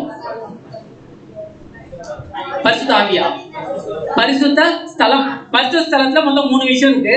அதுல இருக்கிறது எல்லாமே யூஸ் பண்ணப்பட்டது எல்லாமே என்ன அப்படி பார்த்தா சித்தி மரம் பிளஸ் கோல்டு. ஓகேங்களா, இப்ப அங்க இருந்து எங்க உள்ளார போகணும் அப்படி பாத்தீங்கன்னா மகா பரிசுத்த ஸ்தலம். மகா பரிசுத்த ஸ்தலத்துல என்ன இருக்கு அப்படி பார்த்தா உடன்படிக்கை பெட்டி. இப்ப அந்த உடன்படிக்கை பெட்டி சேம் எதுலதான் ஆயிடுச்சு அப்படி பார்த்தா அதே சித்தி மரம். இங்க என்ன கோட்டிங் அப்படி பார்த்தா கோல்டு, கோல்டு கோட்டிங். இப்ப அந்த உடன்படிக்கை பெட்டிக்குள்ளார என்னென்ன இருக்கு, மன்னா, மன்னா வைக்கப்பட்ட பொற்பாத்திரம், பானையா, அதுதான் மன்னா வைக்கப்பட்ட பொற்பாத்திரம் தான் அந்த பானை. ஓகேங்களா, அடுத்தது இல்ல என்னென்ன ஃபர்ஸ்ட் பொருள் சொல்றேன். ஆரோனின் துளிர்த்த கோல். அடுத்தது கற்பலகைகள். கற்பலகைகள் எதனால ஆனது, கல்லால் ஆனது. ஆரோனின் துளிர்த்த கோல் உட்டு. ஓகேங்களா, மன்னா வைக்கப்பட்ட பொற்பாத்திரம் கோல்டு. ஓகேங்களா, மண்ணா வைக்கப்பட்ட பொற்பாத்திரம் அது வந்து கோல்டு பாத்திரம் தான். ஓகேங்களா, அது கோல்டு. ஓகேங்களா, உள்ளார வந்து கற்பலகை, ஆரோனின் துளிர்த்த கோல், மண்ணா வைக்கப்பட்ட பொற்பாத்திரம். இப்போ இதுல சொல்லப்படாத விஷயம் என்ன அப்படி பாத்தீங்கன்னா மொத்தம் 3 லேயர் பார்த்தோம் இல்லைங்களா, பிரகாரம், மகா பரிசுத்த ஸ்தலம், மகா பரிசுத்த ஸ்தலம். இப்ப 3த்துக்குமே ஒரு கேட் இருக்கு. இப்ப கேட் என்ன பண்ண முடியாது அப்படி பாத்தீங்கன்னா கதவு மாதிரி வச்சிட முடியாது. ஏன் அப்படின்னா எல்லாமே வந்து லேயர், அதாவது வந்து கிளாத்தால ஆனது, துணினால ஆனது. அதனால அதுல வந்து என்ன யூஸ் பண்ணப்பட்டிருக்கு அப்படி பார்த்தீங்கன்னா திரைச்சீலை யூஸ் பண்ணப்பட்டிருக்கு. ஸ்கிரீன் சொல்லுவோம் இல்லைங்களா, நம்ம வீட்டுல எல்லாம் போடுவோம் இல்லைங்களா, அந்த மாதிரி திரைச்சீலை. மொத்தம் எந்தெந்த இடத்துல இருக்கு அப்படி பார்த்தீங்கன்னா ஃபர்ஸ்ட் வந்து பாளையத்துல இருந்து பிரகாரத்துக்குள்ளார போறதுக்கு 1, அடுத்தது பிரகாரத்துல இருந்து பரிசுத்த ஸ்தலத்துக்கு போறதுக்கு 1, அடுத்து பரிசுத்த ஸ்தலத்துல இருந்து மகா பரிசுத்த ஸ்தலத்துக்கு போறதுக்கு 1. மொத்தம் 3 திரைச்சீலை யூஸ் பண்ணப்பட்டிருக்கு. அந்த 3 என்னென்ன மெட்டீரியல்ஸ் அப்படி பார்த்தீங்கன்னா ரத்தாம்பரம், இளநீலம், சிவப்பு, மெல்லிய பஞ்சு. இந்த 4 யூஸ் பண்ணி தான் அந்த திரைச்சீலை என்ன பண்ணப்பட்டிருக்கு அப்படி பார்த்தீங்கன்னா உருவாக்கப்பட்டிருக்கு. ஓகேங்களா, அவ்வளவுதான் ஆசீர்வாத கூடாரம். ஒரு தடவை சொல்லிடலாங்களா, சொல்லிடலாமா, சொன்னாதான் ஞாபகம் வரும். ஃபர்ஸ்ட் எங்க இருந்து வரணும், பாளையத்துல இருந்து எங்க வரணும், பிரகாரத்துக்குள்ள வரணும். பிரகாரத்துக்குள்ள வரணும்னா ஃபர்ஸ்ட் எதை தாண்டணும், அந்த ஒரு திரைச்சீலையை தாண்டணும். ஓகேங்களா, திரைச்சீலை தாண்டி பிரகாரத்துக்குள்ள வந்துட்டோம் அப்படின்னா அங்க என்னென்ன இருக்கு? பலிபீடம், தண்ணீர் தொட்டி. தண்ணீர் தொட்டி பலிபீடம் எதனால ஆனது? சித்தி மரம், ஆனா கோல்டு கோட்டிங், இது காப்பர் கோட்டிங். ஓகேங்களா? அடுத்தது தண்ணீர் தொட்டி. தண்ணீர் தொட்டி எதனால ஆனது? பளபளப்பாக்கப்பட்ட செம்பு. அடுத்தது எங்க வரணும்? பரிசுத்த ஸ்தலத்துக்குள்ளார வரணும். பரிசுத்த ஸ்தலத்துக்குள்ளார வந்தோம் அப்படின்னா அங்க மேஜை இருக்கும். அந்த மேஜை சித்தி மரம், ஆனா என்ன கோட்டிங்? Gold coating. அது மேல என்ன அடுக்கப்பட்டிருக்கும்? அப்பம் அடுக்கப்பட்டிருக்கும். ஆறாரா அடுக்கப்பட்டிருக்கும். அடுத்தது பொன் குத்து விளக்கு. ஓகேங்களா? அது கோல்டு தான். அடுத்தது டைம் ஆகுதுங்களா? சீக்கிரமா சொல்லிட்டு போறீங்க. அடுத்தது பார்த்தா தூபபீடம். ஓகேங்களா? தூபபீடம் எதனால ஆனப்பட்டது? சித்தி மரம், ஆனா கோல்டு கோட்டிங். ஓகேங்களா? அதுக்கப்புறம் அதை தாண்டி எங்க போகணும் அப்படின்னு பார்த்தா மகா பரிசுத்த ஸ்தலத்துக்குள்ளார போகணும். மகா பரிசுத்த ஸ்தலத்துல என்ன இருக்கு அப்படின்னு பார்த்தா உடன்படிக்கை பெட்டி இருக்கு. உடன்படிக்கை பெட்டிக்குள்ளார மொத்தம் 3 விஷயம் இருக்கு. கற்பலகை, ஆரோனின் துளிர்த்த கோல், மண்ணா வைக்கப்பட்ட பொற்பாத்திரம். இந்த உடன்படிக்கை பெட்டி எதனால ஆனது? சித்தி மரம், ஆனா கோல்டு கோட்டிங். ஓகேங்களா? அது மேல கேருபீன்கள் இருக்காங்க. அது எல்லாமே கோல்டு தான். ஓகேங்களா? அது நடுவுல என்ன வருது அப்படின்னு பார்த்தா ஒரு ஒளி வருது. இப்போ நம்ம என்னென்ன பார்த்திருக்கோம் அப்படின்னா இது ஃபர்ஸ்ட் யாருக்காக செய்யப்பட்டுச்சு? இஸ்ரேல் ஜனங்களுக்கோசரம் என்ன பண்ணப்பட்டாருங்களா? தேவன் இது செய்ய சொன்னார். என்னென்ன இருக்குன்றத நம்ம பார்த்தோம். என்னென்ன இருக்குன்றத நம்ம என்ன பண்ணோம் பாத்தீங்கன்னா பார்த்தோம். அது எந்தெந்த பொருளால செய்யப்பட்டதுன்றத பார்த்தோம். ஆனா உள்ளார என்ன நடக்குதுன்றத யாருக்குமே தெரியல. ஈவன் யாருக்கும் தெரியல, இஸ்ரேல் ஜனங்களுக்குமே உள்ளார என்ன நடக்குதுன்றது தெரியாது. ஏன் அப்படின்னா ஆசரிப்பு கூடாரத்துக்குள்ளார அவங்க இது வரைக்கும் அவங்க என்ன பண்ணல, போனதும் இல்லை. யாருக்கு மட்டும்தான் தெரியும் அப்படி பார்த்தா லேவி கோத்திரத்தாருக்கு மட்டும்தான் தெரியும். அதுலயுமே பார்த்தா ஒரு சில வகுப்புக்கு மட்டும்தான் அது தெரியும். அது என்னன்றத பார்க்கணும். இப்ப இஸ்ரேல் ஜனங்களுக்கே தெரியாத ஒரு விஷயத்த இப்ப யாருக்கு தெரிய வைக்கிறார்? தேவன் நமக்கு தெரிய வைக்கிறார் இல்லைங்களா? இப்ப இந்த இஸ்ரேல் ஜனங்கள் இந்த ஒரு விஷயம் எதுக்காக செய்யப்படுது அப்படி பார்த்தா அவங்க செய்யக்கூடிய பாவத்துக்கு ஒரு பாவ நிவாரண பலியா என்ன பண்ணப்படுது அப்படி பாத்தீங்கன்னா இந்த ஆசரிப்பு கூடாரத்துல செய்யக்கூடிய பலிகள். ஓகேங்களா? இந்த இடத்துல பாத்தீங்கன்னா அட்டோன்மெண்ட் டேன்னு ஒரு நாள் வரும். ஒப்புரவாகுதலின் நாள் அப்படின்னு சொல்லிட்டு ஒரு நாள் வரும். அது வருஷத்துக்கு ஒரு தடவை தான் வரும். அந்த வருஷத்துக்கு ஒரு தடவை இந்த இஸ்ரேல் ஜனங்கள் என்ன பண்ணுவாங்க அப்படி பாத்தீங்கன்னா மொத்தம் 2 பலி கொடுப்பாங்க. இளங்காலை, வெள்ளாட்டுக்கடா, மொத்தம் 2 பலி கொடுப்பாங்க. ஃபர்ஸ்ட் இளங்காலை அடிப்பாங்க, அடுத்து வெள்ளாட்டுக்கடாவை அடிப்பாங்க. இப்ப இந்த பரிசுத்த அதாவது பிரதான ஆசாரியர் என்ன பண்ணுவாரு அப்படி பாத்தீங்கன்னா அந்த 2 பலியுமே அவர் தான் அடிக்கணும். அவர் அந்த 2 பலியுமே அடிச்சு ஒரு பாத்திரத்துல ரத்தத்தை பிடிச்சுப்பாரு. இன்னொரு பாத்திரத்துல என்ன பண்ணுவாருன்னா அந்த அடிக்கப்பட்ட அந்த மிருகத்தோட மாம்சம் இருக்கு இல்லைங்களா, அதை பலி பீடத்துல கொண்டு போயிட்டு அதை போட்டு என்ன பண்ணுவாங்க பார்த்தீங்கன்னா சாம்பல் ஆக்கி அந்த சாம்பலை எடுத்து ஒரு பாத்திரத்துல வச்சுக்குவாங்க. ஓகேங்களா? இப்போ உள்ளார போவாங்க, பரிசுத்த ஸ்தலத்துக்குள்ளார போயிட்டு அந்த ரத்தத்தை எல்லாத்தையும் தெளிச்சுட்டு தூப பீடத்துல என்ன பண்ணுவாரு பார்த்தீங்கன்னா அந்த சாம்பலை போட என்ன ஆகும்னா அது சுகந்த வாசனையா இருக்கும். அந்த வாசனை எங்க வரைக்கும் போகும் அப்படி பார்த்தா எங்க போவாங்க? மகா பரிசுத்த ஸ்தலத்து வரைக்கும் போகும்.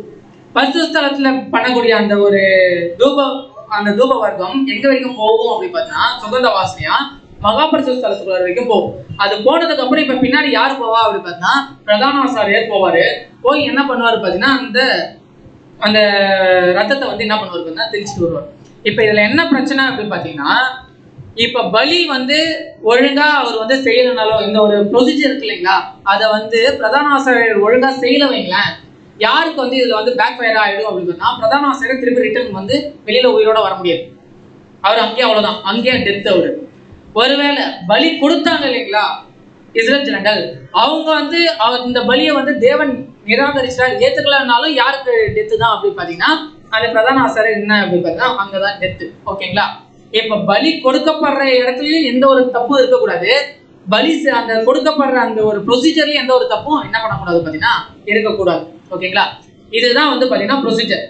இப்ப இஸ்ரேல் ஜனங்கள் என்ன பண்ணுவாங்க பாத்தீங்கன்னா அவங்களோட பாவத்துக்கு பரிகாரமா தான் என்ன பண்ணுவாங்க பாத்தீங்கன்னா இந்த ஒரு பலி செலுத்துக்கு போவாங்க.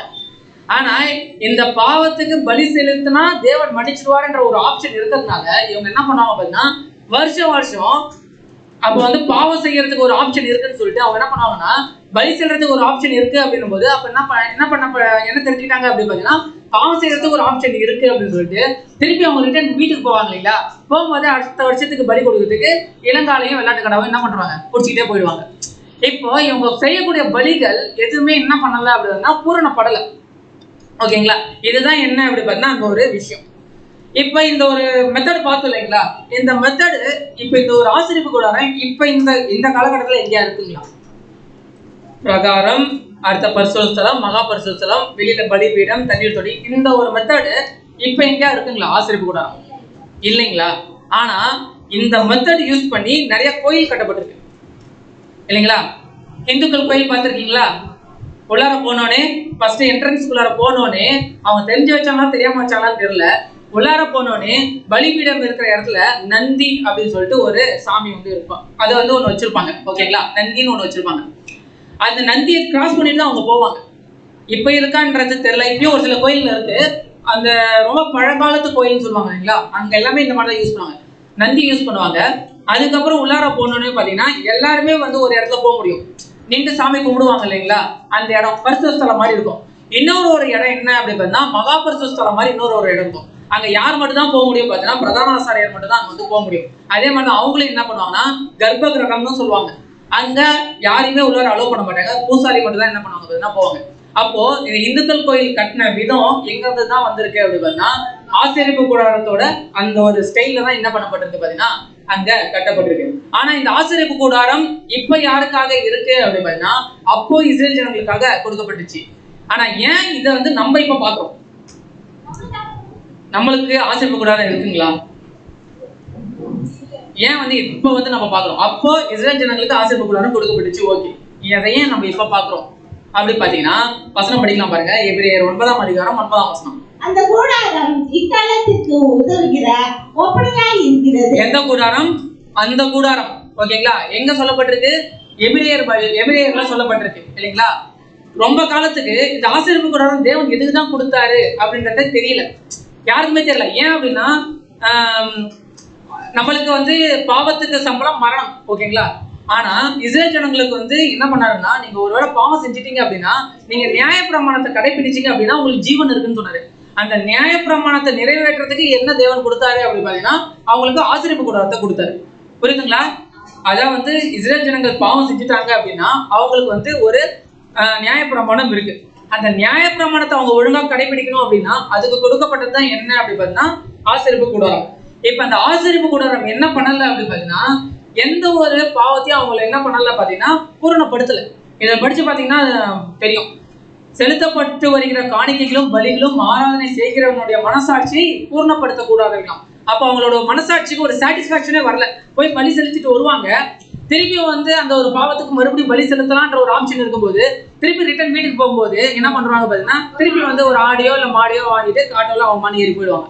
அந்த மாதிரி அவங்க என்ன பண்ணுவாங்க அப்படி பாத்தீங்கன்னா திருப்பி வந்து பலி செலுத்துவாங்க, மறுபடியும் அந்த பாவத்தை செய்வாங்க. அப்போ அந்த ஒரு சாட்டிஸ்பாக்சன் அவங்களுக்கு இல்லை. அப்போ எதுக்கு தேவன் இதை கொடுத்தாரு, ஆசீர்வாத கூடாரத்தை எதுக்கு தேவன் கொடுத்தாரு அப்படின்னு யாராலையும் கண்டுபிடிக்க முடியல.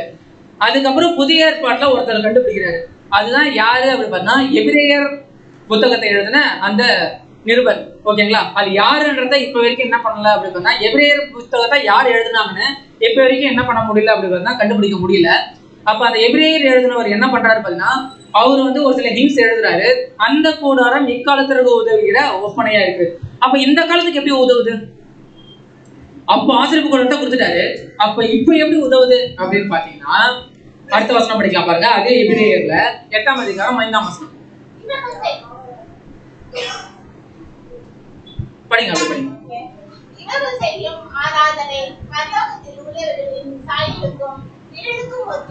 இவர்கள் செய்யும் ஆராதனை பரலோகத்தில் உள்ளவைகளின் சாயலுக்கும் நிழலுக்கும் ஒத்து இருக்கிறது. அப்போ அந்த ஒரு ஆராதனை செய்யறாங்க இல்லைங்களா ஆசீர்வாத கூடாரத்துல, அது வந்து எதுக்கு வந்து ஈக்குவலா இருக்கு, எதுக்கு வந்து ஒத்து இருக்குது அப்படி பார்த்தா பரலோகத்துக்கு போகணும்னு சொல்லிட்டு நம்ம நினைச்சிட்டு இருக்கோம் இல்லைங்களா, அதுக்கு எப்படி இருக்கு அப்படி பாத்தீங்கன்னா ஈக்குவலா இருக்கு அப்படின்றத நம்ம பாக்குறோம். ஓகேங்களா, இங்க கவனிங்க. இப்போ பரலோகத்துக்கு போறதுக்குன்னு நம்மளுக்குன்னு ஒரு வழி இருக்கு. ஆனா நம்ம நினைச்சிட்டு இருந்தோம் கிறிஸ்தவர்களா பிறந்தாவே பரலோகத்துக்கு போயிடலான்னு ஒரு ஆப்ஷன் இருந்துச்சு இல்லைங்க அப்படின்னு நம்ம நினைச்சிட்டு இருந்தோம் இல்லைங்களா. ஆனா இங்க என்ன சொல்லப்பட்டிருக்கு அப்படி பார்த்தா இவர்கள் செய்யும் ஆராதனை பரலோகத்தில் உள்ளவர்களின் சாயலுக்கும் நிழலுக்கும் ஒத்து இருக்குது. அப்ப கொடுக்கப்பட்ட ஒரு கூடாரம் எப்படி இருக்கு அப்படி பாத்தீங்கன்னா, இப்ப நீங்க பரலோகத்துக்கு போன நினைச்சிட்டு இருக்கீங்க இல்லைங்களா, அப்போ அந்த ஆப்ஷன் அங்க என்ன செய்யப்பட்டிருக்கோ அதே மாதிரி இங்கேயும் நீங்க செஞ்சீங்க அப்படின்னா நீங்க எங்க போயிடலாம், பரலோகத்துக்கு போயிடலாம். ஓகேங்களா? அப்ப அங்க என்ன பண்ணப்பட்டிருக்கு அப்படின்றத நம்ம என்ன பண்ணணும் அப்படின்னா நம்ம பார்க்க போறோம். இப்ப பரலோகத்துல யார் இருக்கா? பரலோகத்துல யார் இருக்கா? பிதாவாகிய தேவன் இருக்கார். அப்போ பரலோகத்துக்கு எது நிழலா இருக்கு அப்படின்னு பார்த்தா ஆசீர்வாத கூடாரம் நிழலா இருக்கு அப்படின்னும் போது பரலோகத்துல தேவன் இருக்காரு அப்படின்னா ஆசீர்வாத கூடாரத்துல யார் இருக்கணும்? தேவன் இருக்கணும். அப்ப ஆசீர்வாத கூடாரத்துல யார் தான் இருக்கா? தேவன் இருக்காருன்றது கன்ஃபார்ம். அப்ப அவர் எங்க இருக்காரு? அவர் எங்க இருக்காரு தெரியுங்களா? எங்க இருக்காருங்க? படிக்கலாம் பாருங்க. யாத்திராகமம் 25ஆம் அதிகாரம் 22ஆம் வசனம். சந்திப்பேன். எங்கே நான் உன்னை சந்திப்பேன்? அங்கே அப்படின்னா என்ன அப்படி பார்த்தீங்கன்னா மகா பரிசுத்த ஸ்தலம் இருக்கு இல்லைங்களா, அந்த உடன்படிக்கை பெட்டி வச்சிருக்காரு இல்லைங்களா, அந்த இடத்துல கிருபாசன தண்டையில அவர் என்ன பண்ணுவாரு அப்படி பார்த்தீங்கன்னா தேவன் பேசுவார். அங்க ஒரு ஒளி ஒண்ணு வருதுன்னு சொன்னோம் இல்லைங்களா, அது எங்கிருந்தே வரல, அது எங்கிருந்து வருதுன்னே தெரியலன்னு சொல்லணும் இல்லைங்களா, அந்த யாரு அப்படி பார்த்தா தேவன் அங்க இருக்காருன்றதுக்கான சாட்சி அது. ஓகேங்களா? படிங்க.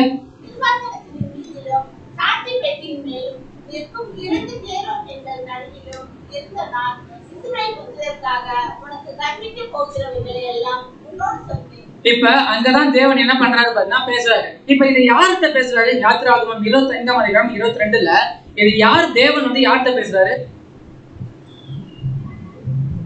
பிரதான ஆசாரியர்கிட்ட பேசுறாருங்களா? இல்ல. யார்கிட்ட பேசுறாரு அப்படின்னா மோசேகிட்ட பேசுறாரு.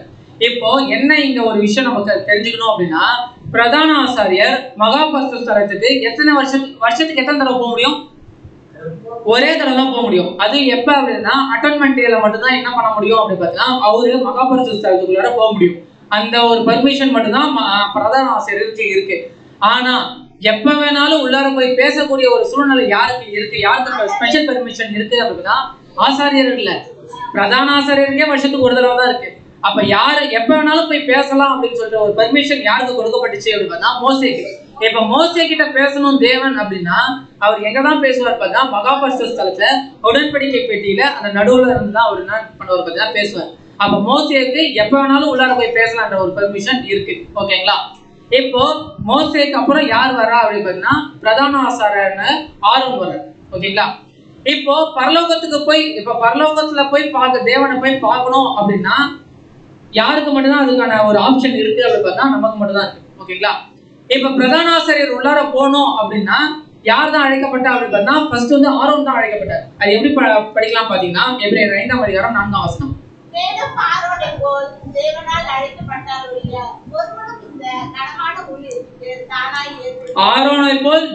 அழைக்கப்பட்டால் ஒழிய ஒருவனும் இந்த கனமான ஊழியத்துக்கு தானாய் ஏற்படுகிறது இல்லை. அப்போ பிரதான ஆசிரியர் யாராதான் இருந்தாங்க அப்படி பாத்தீங்கன்னா மகா பரிசுத்த ஸ்தலத்துல போய் தேவன்கிட்ட போய் பேசணும் அப்படின்னா அவங்க ஃபர்ஸ்ட் என்னவா இருக்கணும்? ஆசாரியரா இருக்கக்கூடாது, அதாவது பிரதான ஆசாரியரா இருக்கணும். அப்ப அந்த நேரத்துல பிரதான ஆசிரியரா யார் இருந்தாங்க அப்படி பார்த்தா ஆரோன் தான் பிரதான ஆசிரியரா இருந்தாரு. அப்போ அங்க ஒரு மகா பரிசுத்த ஸ்தலத்துக்கு போகணும் அப்படின்னா பிரதான ஆசாரியரா இருக்கணும். அப்ப பிரதான ஆசிரியராகிய ஆரோன் எப்படி அழைக்கப்பட்டாரோ அந்த மாதிரி அழைக்கப்பட்டா மட்டும்தான் எங்க போய் பேச முடியும் அப்படி பார்த்தா மகா பரிசுத்த ஸ்தலத்துக்குள்ளார தேவன் கிட்ட பேச முடியும். இப்ப அதே மாதிரிதான் நிழல் எங்க இருக்கு பார்த்தீங்கன்னா பரலோகம். இப்ப பரலோகத்துக்கு போகணும் அப்படின்னா அழைக்கப்படணும். எங்க இருந்து அப்படி பார்த்தா பூமியில இருந்து அழைக்கப்படணும். எப்படி அழைக்கப்படணும் அப்படின்னா ஆரோன் எப்படி அழைக்கப்பட்டாலோ அந்த மாதிரி பிரதான ஆசிரியராக நம்ம அழைக்கப்பட்டா மட்டும்தான் தேவனிடத்துல என்ன பண்ண முடியும் பார்த்தீங்கன்னா போக முடியும். இது கிளியருங்களா? மோசே எப்ப வேணாலும் போய் பேசலாம் உள்ளார, ஆனா ஒரு வருஷத்துக்கு ஒரு தடவை தான் போக முடியும். அது யாரு அப்படின்னு பார்த்தீங்கன்னா பிரதான ஆசாரியர். ஈவன் ஆசாரியர்களுக்கு கூட உள்ளார போறதுக்கு பர்மிஷன் இல்லை. ஆசாரியர்கள் எங்க வரைக்கும் போகலாம் அப்படின்னு பார்த்தீங்கன்னா பரிசுத்த ஸ்தலம் வரைக்கும் போகலாம். மகா பரிசுத்த ஸ்தலத்துக்கு போறதுக்கு அவங்களுக்கு பெர்மிஷன் இல்லை. மகா பரிசுத்த ஸ்தலத்துக்கு யாரால மட்டும்தான் போக முடியும் அப்படின்னா பிரதான ஆசாரியரால் மட்டும் தான் போக முடியும். அப்ப அந்த காலகட்டத்துல பிரதான ஆசாரியர் யாரு இருந்தா பாத்தீங்கன்னா ஆரோன் தான் இருந்தார். இப்ப அதுக்கு நிழலா இருக்க பரலோகத்துக்கு போகணும் அப்படின்னா பிரதான ஆசாரியரால் மட்டும்தான் போக முடியும். இப்ப பிரதான ஆசாரியரா எப்படி அழைக்கப்படணும் அப்படின்னா ஆரோன் எப்படி பிரதான ஆசாரியரா அழைக்கப்பட்டாலோ அதே மாதிரி நம்மளும் இங்க அழைக்கப்பட்டா மட்டும்தான் நம்மளால எங்க போக முடியும் அப்படின்னு பரலோகத்துக்கு போக முடியும். கிறிஸ்தவர்களா பிறந்தா போக முடியுமா? அப்போ வந்து இவ்வளவு நாள் நம்ம கிறிஸ்தவர்களா பிறந்தாவே பரலோகத்துக்கு போயிடலாம் அப்படின்னு நினைச்சது தப்பு. ஓகேங்களா? அப்போ ஆரோனை போல் அழைக்கப்படும். இப்ப ஆரோன் எப்படி அழைக்கப்பட்டாருன்னு நம்மளுக்கு தெரியணும்ல. ஈஸியா சொல்லிடும், ஆரோனை போல் அழைக்கப்பட்டால் வழி அப்படின்னு சொல்லிடும். இப்ப ஆரோன் எப்படி அழைக்கப்பட்டார் அப்படின்னு சொல்லி பாத்தீங்கன்னா, ஃபர்ஸ்ட் தேவன் உலக ஜனத்தின் மத்தியில ஃபர்ஸ்ட் உலக ஜனங்கள். ஓகேங்களா? உலக ஜனம் மத்தியில இப்ப யார் வராங்க அப்படின்னு பாத்தீங்கன்னா இஸ்ரேல் ஜனம் வராங்க. அந்த இஸ்ரேல் ஜனங்கள் மத்தியில மொத்தம் 12 கோத்திரம் இருக்கு. அந்த 12 கோத்திரத்துல ஒரு கோத்திரம் தான் எந்த கோத்திரம் அப்படின்னா லேவி கோத்திரம்.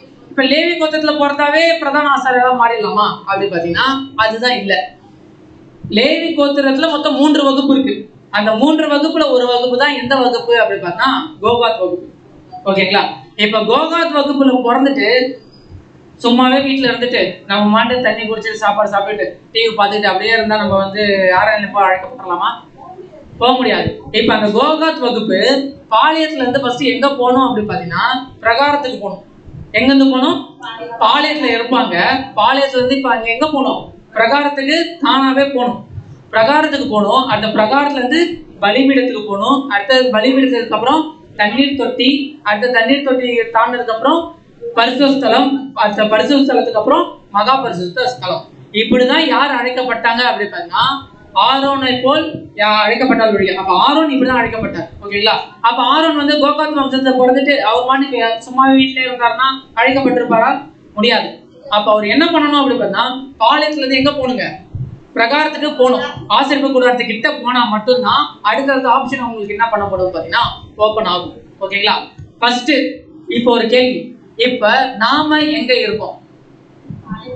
நாம எங்க இருக்கோங்க? ஒத்துக்கிறோமா? பாளையத்துலதான் நம்ம இருக்கோம். ஒத்துக்கிறோங்களா? ஏன் அப்படின்னா நம்ம பாளையத்துலதான் இருக்கோம்.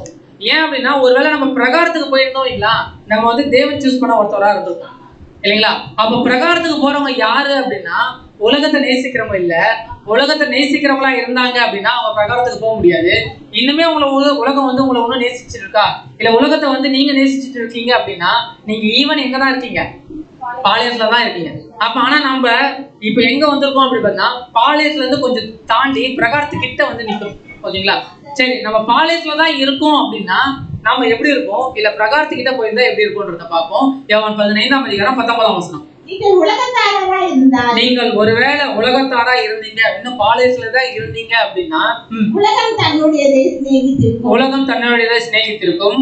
நீங்கள் உலகத்தாரரா இராதபடியினாலும் நான் உங்களை உலகத்திலிருந்து தெரிந்து கொண்டபடியினாலும் உலகம் உங்களை பகைக்கிறது. உலகம் உங்களை பகைக்கிறது. அப்போ உலகத்தோட அந்த ஒரு இச்சையிலே நம்ம இருந்துட்டே இருந்தோம் அப்படின்னா ஃபர்ஸ்ட் நம்ம எங்க வந்திருக்க மாட்டோம் அப்படின்னா இந்த ஒரு சத்தியத்தை கேட்பதற்கு நம்ம என்ன பண்ண பார்த்தோம்? இங்க வந்திருக்க மாட்டோம். அப்போ கொஞ்சம் கொஞ்சமா இப்ப ஏற்கனவே படிச்ச நம்ம ஒரு சில வசனங்களுக்கும் இப்ப நீங்க அந்த வசனத்தை படிக்கும் போது உங்களுக்கு வித்தியாசம் தெரிஞ்சுங்களா இல்லைங்களா? புரிஞ்சுக்க முடியுதா இல்லைங்களா? ஏற்கனவே நீங்க வந்து ஒரு சில வசனங்கள் படிச்சிருப்பீங்க, புரியுதல் வந்து ரொம்ப கம்மியா இருந்திருக்கும். ஆனா இப்ப நீங்க வசனங்கள் ஒரு சில விஷயங்கள் படிக்க படிக்க உங்களுக்கு புரிதல் வந்து எக்ஸ்ட்ரா வருது இல்லைங்களா?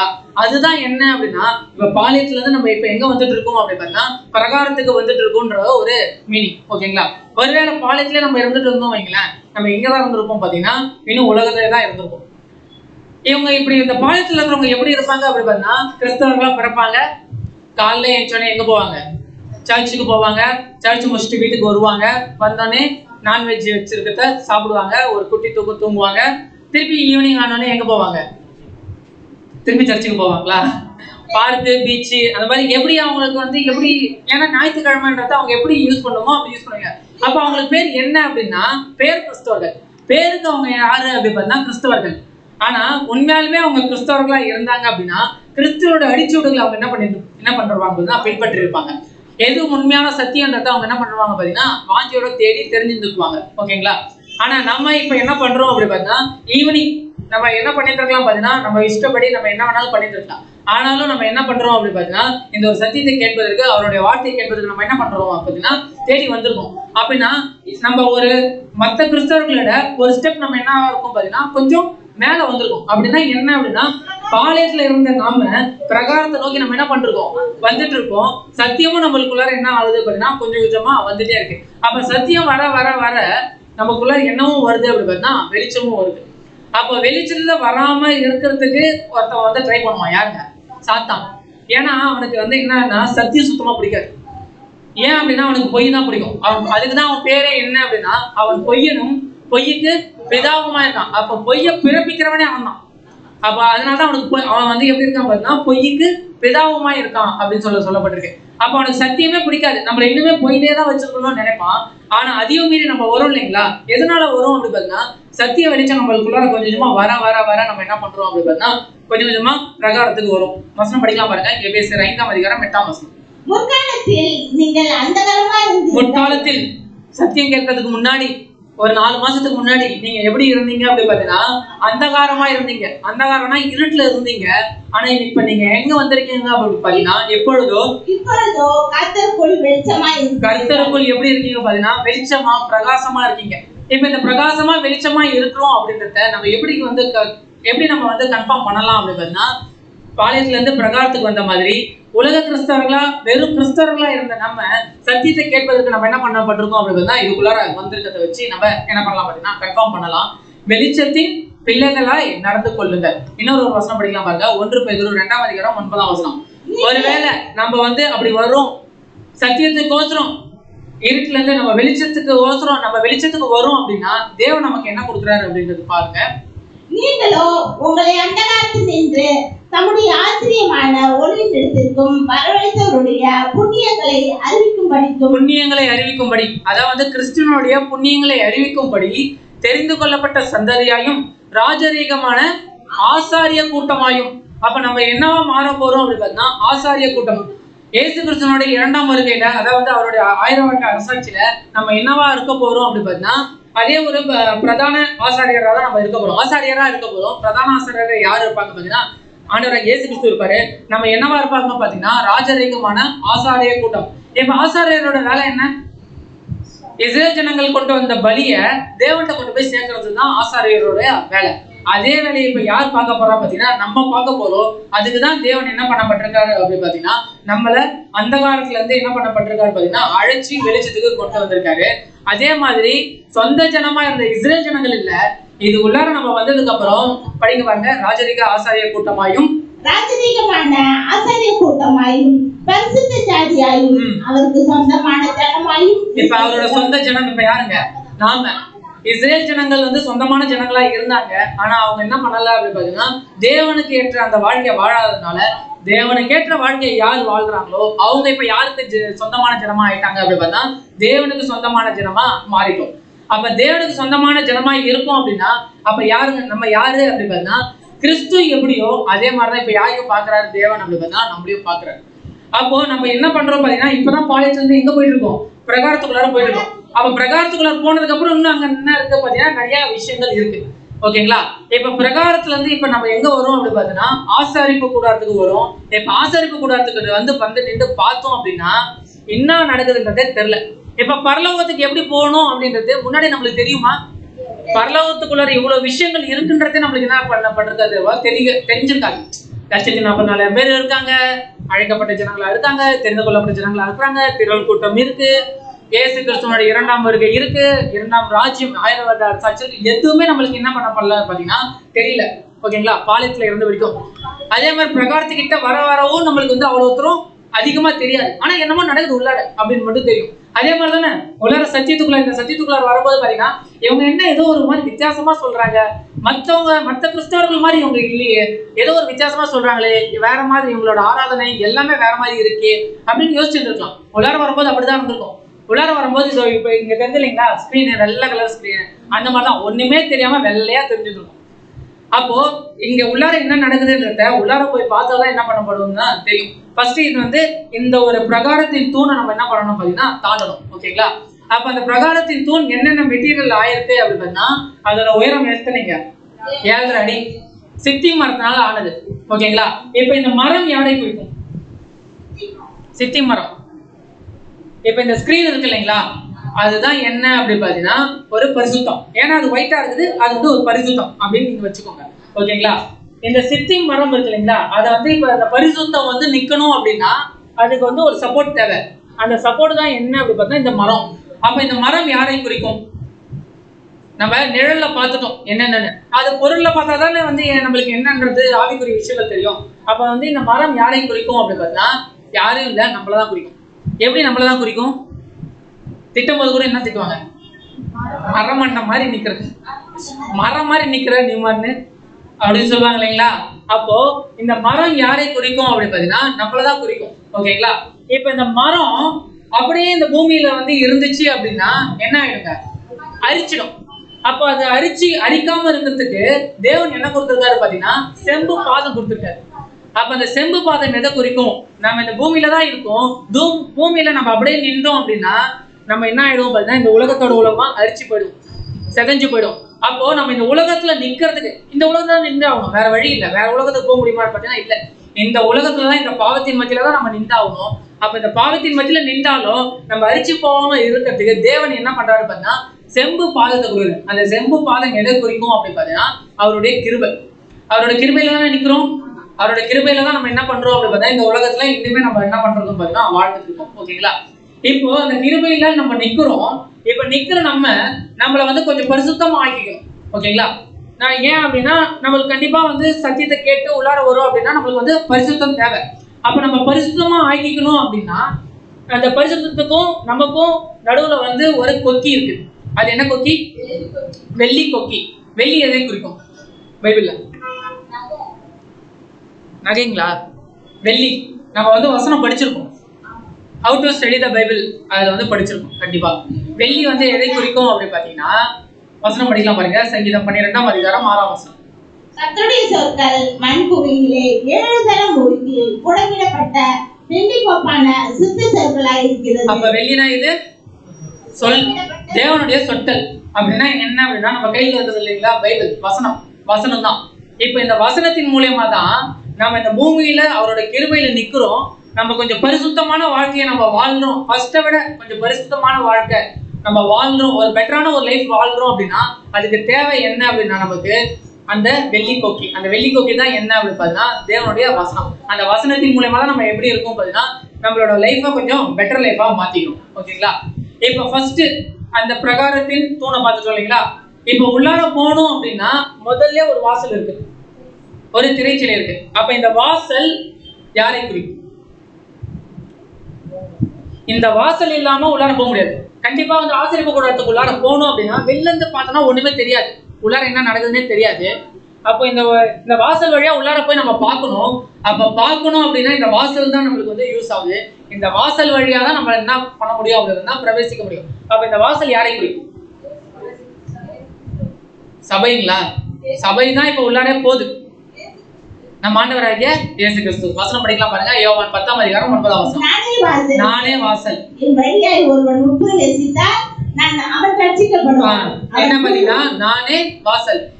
இயேசு கிறிஸ்து எதுக்கு பேசினாருன்னே தெரியாது இந்த விஷயம்லாம். ஏன் இவர் டக்குன்னு பார்த்தா நானே வாசல்னு சொல்றாரு? இப்ப புரியுதுங்களா எதுக்காக இயேசு கிறிஸ்து வாசல்னு சொன்னாரு? அவர் இல்லாம அவருக்குள்ளார பிரவேசிக்காம நம்மளால என்ன பண்ண முடியாது பாத்தீங்கன்னா உள்ளார போக முடியாது. யோவான் 10ஆம் அதிகாரம் 7ஆம் வசனம். ஆதலால் இயேசு மறுபடியும் அவர்களை நோக்கி நானே ஆடுகளுக்கு வாசல் என்று மெய்யாகவே ஆடு யாருங்க? நாம தான் இல்லைங்களா? அப்ப ஆடுகளுக்கு வாசல் யாருதான் அப்படின்னு பாத்தீங்கன்னா நம்ம ஆண்டவராகிய இயேசு கிறிஸ்து. அவர் இல்லாம நம்ம என்ன பண்ண முடியாது பாத்தீங்கன்னா அந்த வாசல் வழியா பிரவேசிக்க முடியாது. எவ்வளவு நாள் நம்ம படிச்ச இந்த வசனம் எதுக்காக இது கொடுக்கப்பட்டிருக்குன்னு கேட்டா நம்மளால ஆன்சர் சொல்ல முடியுமா? என்ன வாசல், எந்த வாசலுக்கோசம் இது சொல்றாரு அப்படின்னு ஏதோ ஒரு சகோதரர் வந்து கேட்கிறாரு. நீங்க என்ன சொல்லுவீங்க? இந்த வாசலுக்கு என்ன அர்த்தம் சொல்லுவீங்க? எவ்வளவு நாள் நம்மளுக்கு தெரியாது. ஆனா இப்ப அந்த ஆசரிப்பு கூடாரத்துல திரைச்சிலை அந்த வாசல் வழியா நம்ம பிரவேசிக்கணும்னா இயேசு கிறிஸ்து இல்லாம நம்மளால என்ன பண்ண முடியாதுங்க, அந்த வாசல் வழியா போக முடியாது. சரி, ஓகே, வாசல் வழியா பிரவேசிச்சுட்டோம். அடுத்தது என்ன இருக்கும் உள்ளார? அது பேர் என்னதுங்க? அது பிரகாரம். பாளையத்துல இருந்து தூண் அந்த ஒரு திரைச்சிலை வழியா இதுக்குள்ளார போயிட்டோம் அப்படின்னு தான் பிரகாரத்துக்குள்ளார போயிட்டோம். இப்ப பிரகாரத்துக்குள்ளார போனோடனே அங்க என்ன இருக்கு? பலிபீடம் இருக்கு. பலிபீடம் எதனால ஆனச்சு? சித்திம் மரம். அது சித்திம் மரம். அது என்ன ஒரு கோட்டிங் அப்படி பார்த்தா செம்பு கோட்டிங். ஓகேங்களா? இப்ப அந்த செம்பு கோட்டிங்ல இருந்த சித்திம் மரம் பலிபீடம் தகன்னு எரியுது. ஓகேங்களா? ஏன் எரியுது? பலி கொடுத்திருக்காங்க, எரியுது, அவ்வளவுதான். ஓகேங்களா? அங்க வந்து பலி கொடுக்கப்பட்டிருக்கு. இப்ப அந்த பலியை பார்க்காம நம்மளால என்ன பண்ண முடியாது பாத்தீங்கன்னா அடுத்த விஷயத்துக்கு போக முடியாது. அப்ப அந்த பலிபீடம் யாரை குறிக்கும்? கிறிஸ்து தான். எப்படி கிறிஸ்துவ தான் குறிக்கும் சொல்றோம்? வசனம் இருக்கு பாருங்க. எபிரேயர் 13ஆம் அதிகாரம் 10ஆம் வசனம். எபிரேயர் இது முன்னாடி நம்ம படிச்சிருக்கோமா என்னன்னு தெரியல. ஆனா இப்ப ஆசீர்வாத கூடாரத்தை ஃபுல்லா எதுலதான் பார்த்தாகணும் அப்படின்னா எபிரேயர். அப்ப அதுக்கு எவ்வளவு விஷயங்கள் எபிரேயர் உள்ள இருக்கு பாருங்க. நமக்கு ஒரு பலிபீடம் உண்டு. அந்த பலிபீடம் யாரு அப்படின்னு பாத்தீங்கன்னா நம்ம ஆண்டவராகிய இயேசு கிறிஸ்து. அதற்குரியவர்களை புசிக்கிறதுக்கும் கூடாரத்தில் ஆராதனை செய்கிறவர்களுக்கும் அதிகாரம் இல்லை. அப்ப அந்த பலிபீடம் நிழலா சொல்லப்பட்டிருக்கு. அப்ப பொருளா இருக்கிற பலிபீடம் யாரு அப்படின்னு பார்த்தா நம்ம ஆண்டவராகிய இயேசு கிறிஸ்து. அந்த பலிபீடம் தான் யாரு அப்படின்னு நம்ம ஆண்டவராகிய இயேசு கிறிஸ்து. அங்க ஒரு பலி செய்யப்பட்டிருக்கு இல்லையா? அப்ப அந்த பலி யாரு?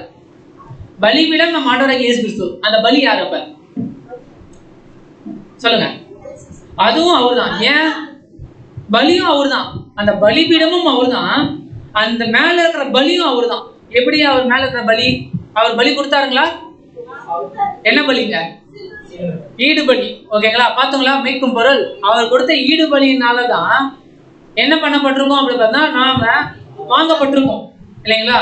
அப்போ அந்த பலிபீடத்து மேல நமக்கு எடுத்துக்காட்டா ஒரு பலி செய்யப்பட்டிருக்கு. அந்த பலி தான் நம்ம ஆண்டவராகிய இயேசு கிறிஸ்து. இப்ப அந்த பலி எப்படி செய்யப்பட்டுச்சோ அதே மாதிரிதான் யாரும் செய்யப்படணும் அப்படி பார்த்தா நம்மளோட பலியும் இருக்கணும். ஓகேங்களா? இப்ப அந்த பலிபீடம் வந்து பாத்தீங்கன்னா செம்பு பூச்சி தக தகன்னு எரியுது. தூரத்துல வந்து பார்த்தா அது எப்படி இருக்கும் தெரியுங்களா? எப்படி இருக்கும் அப்படி பார்த்தா ஒரு கோல்டு கோட்டிங் பண்ண மாதிரி இருக்கும். அது செம்பு கோட்டிங் தான், ஆனா அது எப்படி இருக்கும் அப்படி பார்த்தா கோல்டு கோட்டிங் பண்ண மாதிரி ஒரு கோல்டு மாதிரி தெரியும். தூரத்துல வந்து பார்க்குறது அவ்வளவு பிரகாசமா இருக்கும். ஏன் அப்படின்னா அந்த அளவுக்கு அந்த பலியினுடைய அந்த ஒரு விஷயம் இருக்கு அப்படின்றத நம்ம பார்க்கணும். ஓகேங்களா? இப்ப பலிபீடமும் யார் தான் அப்படி பார்த்தீங்கன்னா நம்ம ஆண்டவராகிய இயேசு கிறிஸ்து தான். அது மேல செலுத்தப்பட்ட பலி யாருங்க? ஆண்டவராகிய இயேசு கிறிஸ்து. நான் சொன்னேன் இல்லைங்களா, அட்டன்மென்ட் டேல மொத்தம் 2 பலி செலுத்தப்படும். ஒரு பலி என்னதுங்க? இளங்காலை பலி, இன்னொன்னு வெள்ளாட்டுக்கடா. அப்ப இளங்காலை பலி தான் யாருன்னு பாத்தீங்கன்னா நம்ம ஆண்டவராகிய இயேசு கிறிஸ்து. அப்ப இன்னொரு பலி செலுத்தப்படணும். அந்த பலி தான் யாரு அப்படி பார்த்தா வெள்ளாட்டுக்கடா பலி. அந்த வெள்ளாட்டுக்கடா தான் யாரு அப்படி பார்த்தா நாம. அப்ப சபை. ஓகேங்களா? அப்போ இளங்காலையோட பலியை பார்த்தாச்சு. அப்ப வெள்ளாட்டுக்கடா இன்னும் பலி சொல்லி செலுத்திருச்சுங்களா? இன்னும் இல்ல. பலி செலுத்துறதுக்கு என்ன பண்ணப்பட்டிருக்கு? அந்த பலி எப்படி செலுத்தப்படுது அப்படின்றத பார்த்துட்டு இருக்கு அப்படின்றத பாக்குறோம். ஓகேங்களா? இப்ப பலிபீடம் பார்த்தாச்சு. அடுத்தது